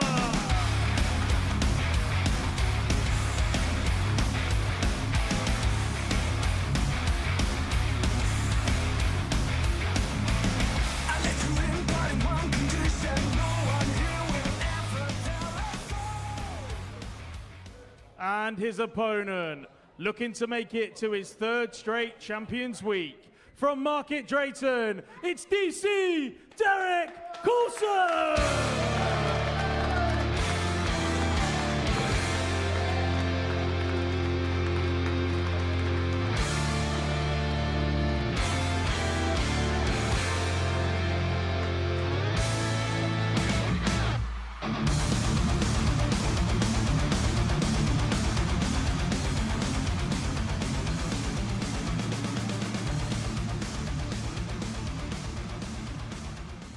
So here we go then, time for the final. Martin Turner appearing here for the very first time. Derek Coulson looking for a hat-trick of Champions Week appearances. The final game in Week 7, and it's going to be described by Lord Turner and Scott Mitchell.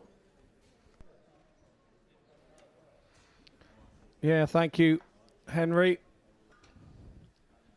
Well, these two have been the players of the evening, and that's why they find themselves here in the final. Martin Turner coming through that first semi-final, finishing the game with a 118. So the last time he was up on this stage, he was feeling pretty good, and obviously Derek Coulson beating former WDF World Champion Neil Duff 4-0. Now, if that doesn't make you feel good, nothing else will. So both are feeling pretty chipper about the prospect of this match. And Martin Thank you, ladies and gentlemen. Turner has won First the leg, bull-up. it's Martin to throw first. And just another little stat to throw at you. Game 6 on. of our 8 games this evening have gone with the throw. Make of that what you will. 140. Yeah, if you can make the most of having the advantage of throwing first, you become very difficult to beat. If you can get in that range between kind of 12 and 15 darts, you're really forcing your opponent to do something very special, to find a way to break. And it's Coulson, as you mentioned, that does need to break Turner if he is going to lift the big prize. 60.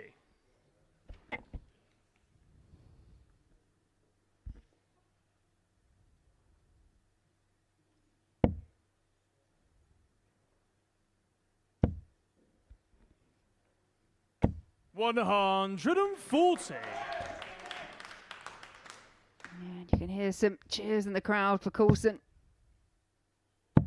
58. These points, Turner has to respond to these big scores, doesn't he? If he's going to get chances to win legs. And if there is a point where Coulson doesn't 132. find a 1 or 2 treble visit, then you have to try and exploit them. As it goes, it's Coulson first down to a finish, and it is the biggest finish Derek, of all. require 170. Turner there, but Coulson has effectively turned the throw in this first leg.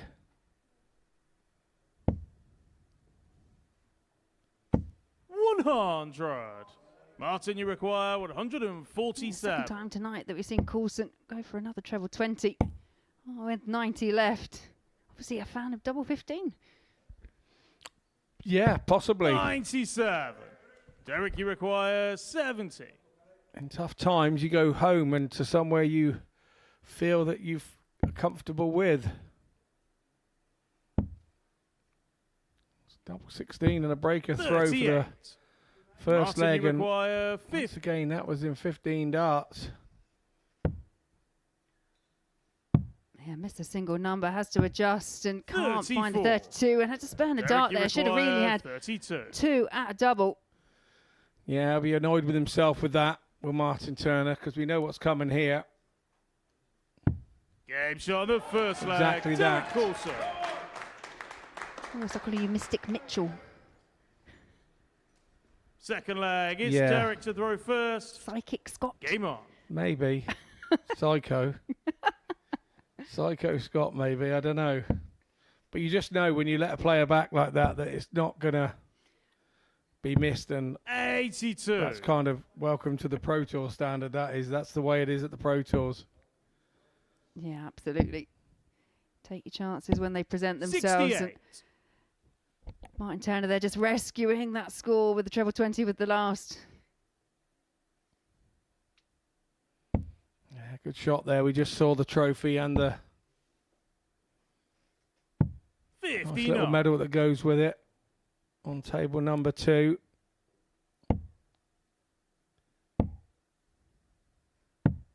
$87. There's the trophy again there with the winner's medal wrapped around it. Whose neck will that medal be leaving on in 10 or 15 minutes' time? 58. Yeah, both those players tantalisingly close, having it right up there on the stage. You can see exactly what is on offer. 100. I don't know about you, Laura, but this one really does have the feel of the Coulson Duff semi-final, doesn't it, at the moment? Yeah, just waiting for someone to really take control of it. 100. Yeah, it sure is. I mean, it sounds like a strange thing to say, knowing that Coulson eventually won 4-0, but there was that point a couple of legs in when you weren't quite sure which way it was going to go. It just seems to be the same here.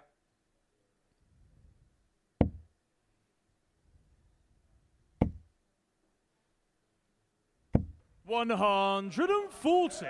And that's something Coulson does so well, those 2 treble visits. Tonight we've seen a lot of 3 treble visits, but it's those 2 treble visits that really start to do the damage. Derek, you require 62. Yeah, Turner was just a millimetre away from applying masses of pressure onto this Coulson 62. Double 16 for Coulson. 46. This time misses it on Martin, the you inside. Now we require said in the 86. break between the semi-final and the final, these chances Martin Turner is having to take, and you're not going to take them when you keep missing the big number. Derek, you First require off, 16. yes, he sat there on a double again, but Coulson sat there as well, and 3 darts in hand first. Game shot on the second leg. Derek Coulson. Coulson takes a 2-0 lead, and Third leg, it's Martin to throw first. Game on. Turner hasn't got too much panic to set in yet. It's his throw. If he can hold this and 95. start himself moving along, get a bit of momentum. Yeah, as you mentioned, it's just the 1 breaker throw so far in favour of Derek Coulson. But it is the final. It is slightly more 60. loaded. And Derek Coulson not able to keep with Turner in the opening throw. How much he'd like a 1-2 treble visit. Well, not that treble, but that one. 95. And there's a difference in the monetary value as well between first and second, which is very important indeed. It helps the guys get round elsewhere and places for the rest of the year. And also see him have a chance to return to Champions 95. Week and play for some very big money indeed. Yeah, return for the big prize. Yeah, we so often kind of wax lyrical about the accolade, about lifting the trophy, but yeah, you can't underestimate how much that money can actually be really career-changing for some players. 140. Yeah, good visit from Turner there. He's himself on 76, and from there he should be getting a dart at something. Coulson will try and hit 60. a treble, and he hasn't done it. Requires 76. Daylight for the first time for Martin Turner. Game shot on the third nicely leg. done. Martin Turner. Nicely polished off. Fourth leg. It's Derek to throw Yeah, it was first. a holder throw Game in on. 15 darts for Martin Turner, and you suspect that's kind of the level that he's going to need to try and sustain.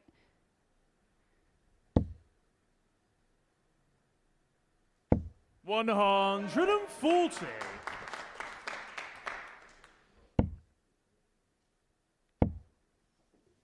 Coulson there turning the thumb 45. screws on Martin Turner immediately as we start leg 4.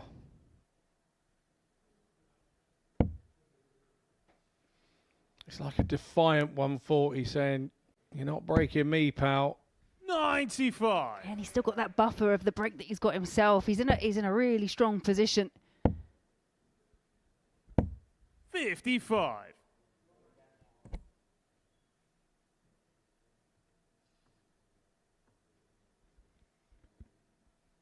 Yeah, this is where you really look to manage the board, and this is good work here from Derek Coulson. 139. Advantage Coulson in the battle of the left-handers here. 140. Derek, you require 127. Yeah, the infamous 127.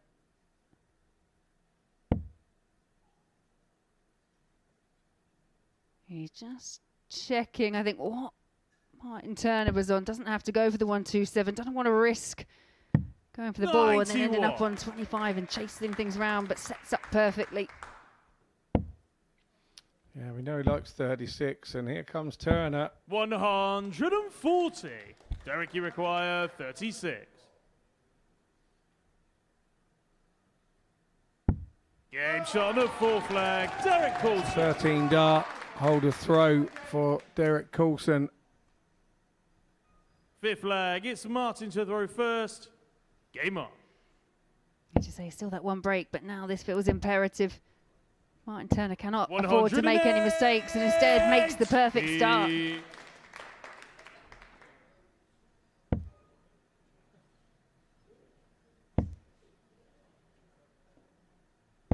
60. Yeah, throughout this evening, it's normally been Coulson that's been kicking off with the maximums, but this time it goes that Turner can find the max. 85.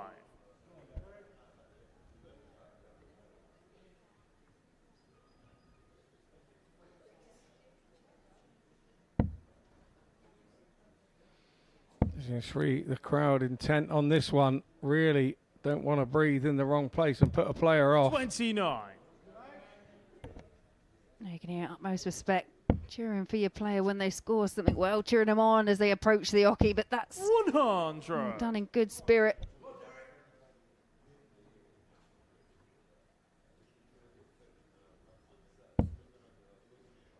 Well, this, a really off leg for Derek Coulson. 24. And Martin Turner Martin, you seemingly require running away with this one. 136.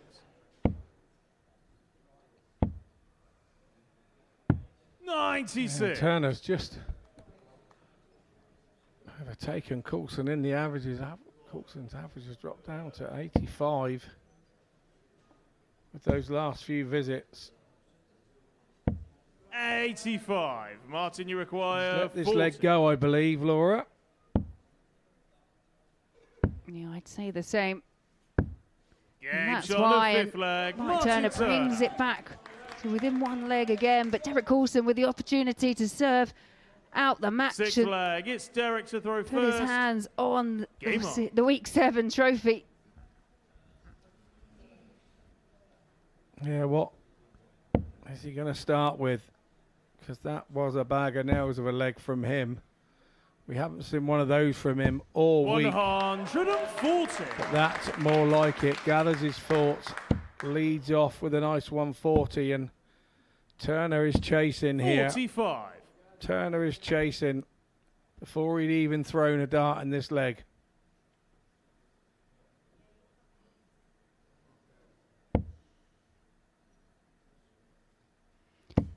Back in again, it's all full focus once again for Derek Coulson, and pins his first max of the final. And what a time to get it. 140.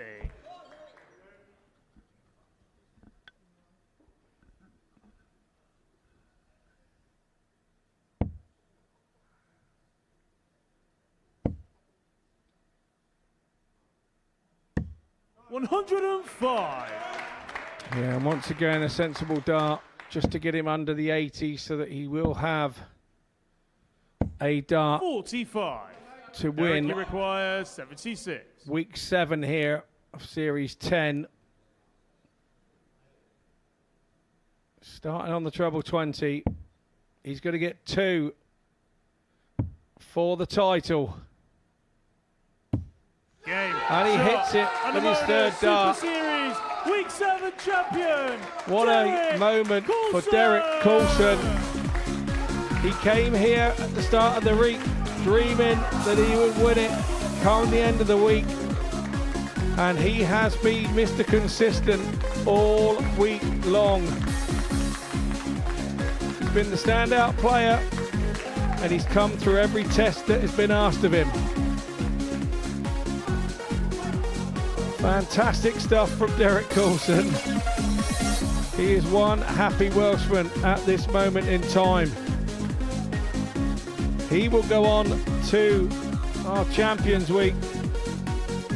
Averages there, nothing between them. 2 from 5 on the doubles for Martin Turner, 4 from 8 from Derek Coulson. But it's all about who the winner is. And it's Derek Coulson. So, we hand over. Well, Derek Coulson has done it. Only Bo Greaves prior to tonight had gone through an entire week without losing a game. Derek Coulson joins that list and doing so in some style. PT Martin Turner in the final by 4 legs to 2, and it means that for a third consecutive time, he has made it through to Champions Week. When he's got the medal around his neck, let's see him lift the trophy with Jack Garwood. Well then, ladies and gentlemen, what a fantastic evening of darts and what a fantastic final. But there can be only one winner. Into his 3rd straight Champions Week and ending Week 7 unbeaten, it's DC Derek Coulson!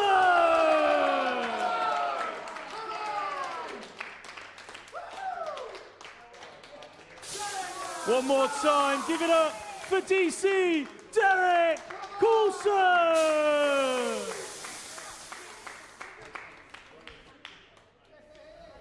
Well, he's cool, calm and collected when he throws, but he definitely let out all of the pent-up emotions there, didn't he? Derek Coulson into Champions Week for a 3rd time in succession. And that smile that beams from ear to ear, I don't think you're going to get rid of it for quite a while. The medal around his neck and a place in Champions Week. He's left the trophy on the table because he doesn't really want that trophy. He wants the big one, doesn't he, at the end of the series. He's going to be joining myself and Laura Turner in the studio in a few moments' time. But these are the treasure moments. He takes the congratulations and celebrations of friends, family, distinguished guests, and Derek Coulson, Laura, he's been the player of the week, and he's the rightful winner of the week. Yeah, absolutely. There's not many more kind of superlatives that we can use really for how Derek's kind of dominated the week's proceedings and obviously just carried it on through to the final. It was the first time, I think, just in that semi-final, in that final, a couple of legs had a few little blips, but obviously he's not a robot. So, whether we believe he is or not, but a deserved winner. And, after what we saw in Group B, it's not come as a massive shock. Look, we know how difficult the Super Series is, so to go for a whole week unbeaten is quite the achievement. Yeah, and what an accolade, and up there with the likes of Bo Greaves, who's done the same thing. I don't know if that was necessarily the goal, but it is definitely just another kind of thing ticked off the list. To do it without dropping a single match is very good indeed. Derek Coulson, come in here.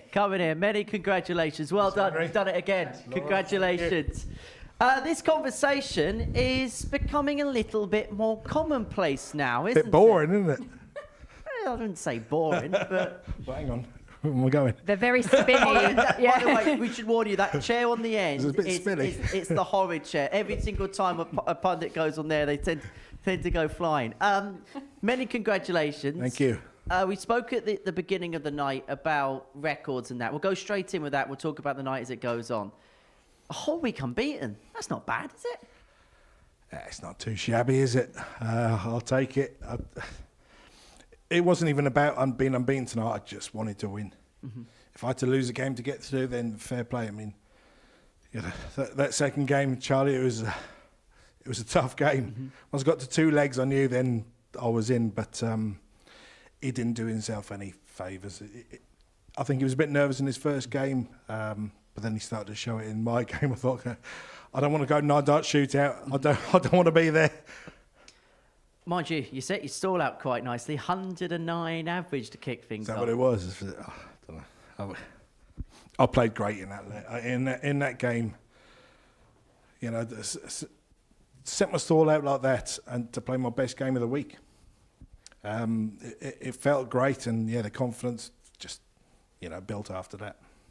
When you play like that and you're in a zone like that, do you just feel like you're in a bubble where you just cannot miss? In that game, yeah. But then when the nerves, I say nerves, it's not nerves, but the arm tightens up just a little bit. There's no shaking. It's like, Laura, you just tighten up that little bit. You try and force a dart here and there, but I couldn't have been happier. After that first game, I thought, okay, I've given myself the best opportunity I could have possibly given myself. So after that, I just knew, just relax, 3 darts, see what happens. The mentality of Derek makes what a lot of people make a very complicated game actually quite simple. Yeah, and I agree. And we commented on it as well. Scott said it. The one thing that a lot of people could probably learn, especially young players coming through, is there's no big reaction. There isn't that kind of you hit a bad score, you're shaking your head. It's just it's all focus. It's all just about the next throw, the next dart, everything. And you have a pace and a rhythm, and you're really true to it. It's very easy to get wrapped up in other people's scores, other people's throws. But yeah. Watching you throw, it just looks each time like you're not going to miss, and it was impressive tonight. I try to keep it that way. I've been dragged into fast games in the past, and all of a sudden I'm 2 legs down thinking, what are you doing? And it's because I'm playing at their speed instead of playing my game. And tonight, I in the back room, I was like, just play your own game. That's all you can do. If you play your own game, win or lose, that's what you walk away with. So lucky enough, I won. Well, you join an illustrious list of players that are into Champions Week in Series 10. Now, I can tell you, Derek, that of the 7 players so far that have qualified through to Champions Week, you've got the highest average of every single player. So you are now... Oh, don't tell me that. Am I in Group A? Yes. Not Group C? No. Oh, yeah, because you love a Group C. I love Group C. You never know. If Group A don't go to plan, you could play in Group C. But let's not think about that.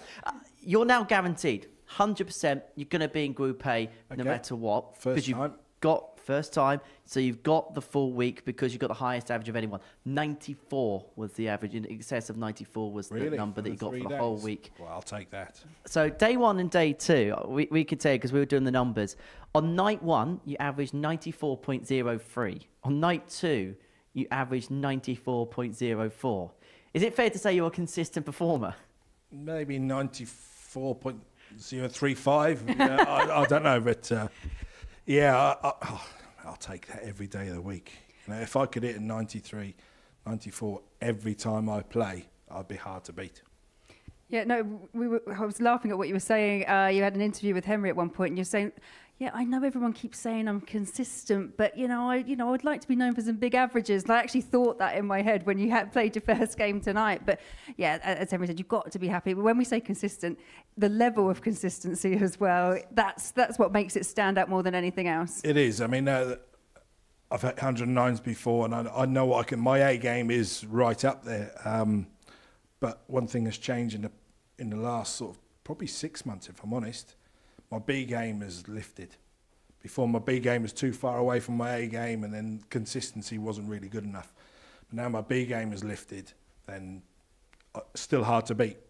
And these are numbers that are competitive anywhere. I mean, we talk about tour averages. I think that the tour average last year was around about 92.5, close to 93, something like that, towards the bottom echelon. So an average like that would compete in any arena in the world. Yeah, I agree, absolutely. I think I've only got one real question about it, and that's why didn't you change your equipment sooner? Because it seems to be working. I wish I had. It's a bit late now, isn't it? But yeah, I had a cheap set of darts. Well, I had about 20 sets of the darts. They were so cheap. But because they just fitted in my hand so well and they left my hand so well, but they were chunky. I've watched games back and I think, oh, yeah.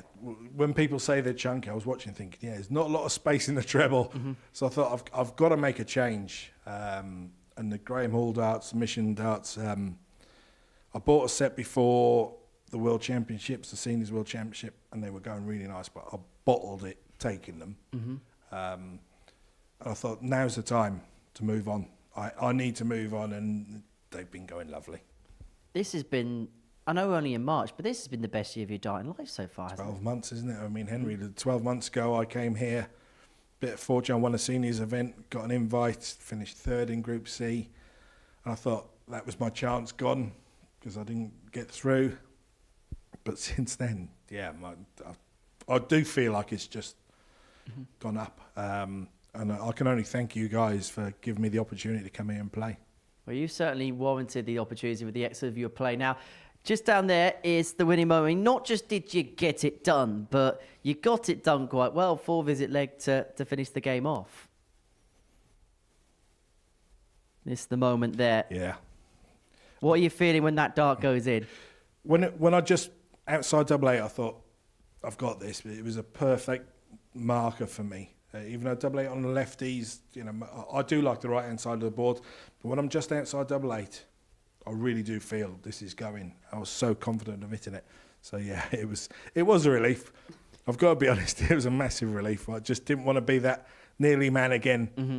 Well, you're cool, calm and collected on the hockey, but you let all of that emotion out when you lifted the trophy, didn't you? I did feel it. Yeah, that's probably the most emotional I've been in the 3 times that I've got through to the Champions Week.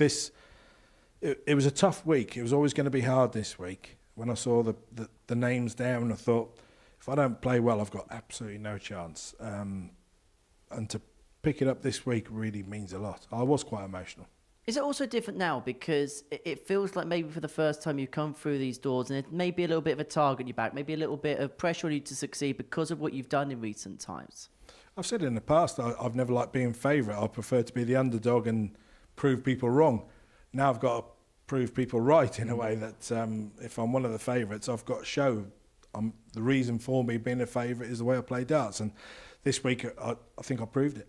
Most certainly have. And as I mentioned, into Champions Week. And I suppose now we look ahead to week 13 and you look at the names of people that are in there. And a lot of people probably will look at the eye of Derek Coulson. Yeah, and after the week's performance, as you mentioned, I won't mention it too loud, highest average so far. Group A. Group A, yeah. No, absolutely. But yeah, I mean, everyone will look at that. You've got Shane McGurk in there, obviously. He's the WGF World Champion. You know, it's a real mix of players. There's people making their first, you know, getting there for the first time. Derek's got, you know, all that experience now, that confidence that the last 12 months has brought as well. I think there's going to be a lot of eyes on Derek when you go into the finals. Well, I look at those names, and it was the same as last time. You look at the names, and you think it's going to be the same names every time, and you look down at that and you think, it's not the same names, but wow, there's some great players in there. Spivey Man's in there. See, I told you the nickname cotton on. No. Sam's a great guy, and he did fantastic well. Alex Small, you know, I've played him in the past, and he did fantastic to win his week.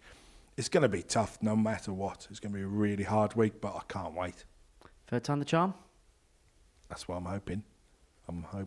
I think I've broke the back of my head in when I won the first game and then kind of lost.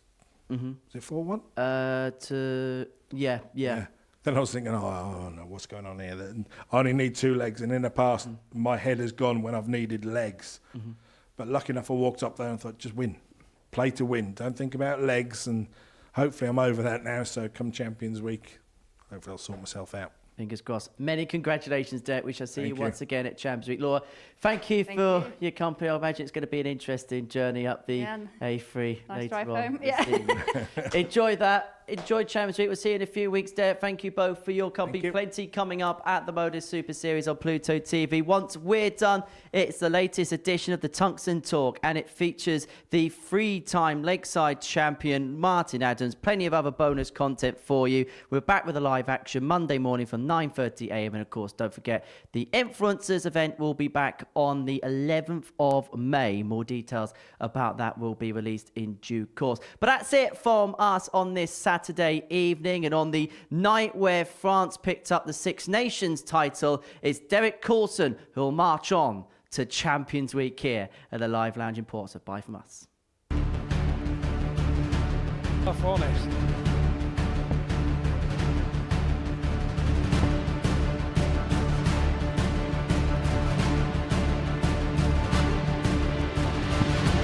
Target double 7 is taken for 2-1 lead, and that is brilliant from Derek Coulson. Dream in time. 16. Perfect on the outer ring, tops of the target, and he is perfect still. Been some match, and there's been nothing between them. 5. Double 5 is down, and you can hear the cheer from Coulson and Whitehead.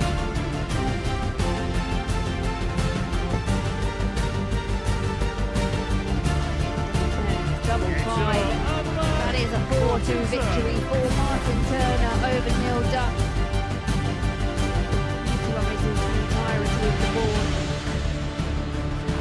Tops 2-1, and a 1-2 checkout. Double 10 is found by Derek Coulson. It will be Derek Coulson to break it. Coulson Whitehead. Coulson takes it. Top for the match. What a finish from Martin Turner.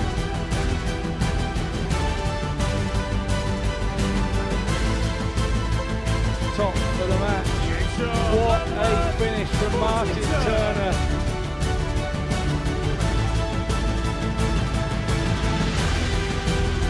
Number 16 now for a 4-0 victory for Derek Coulson.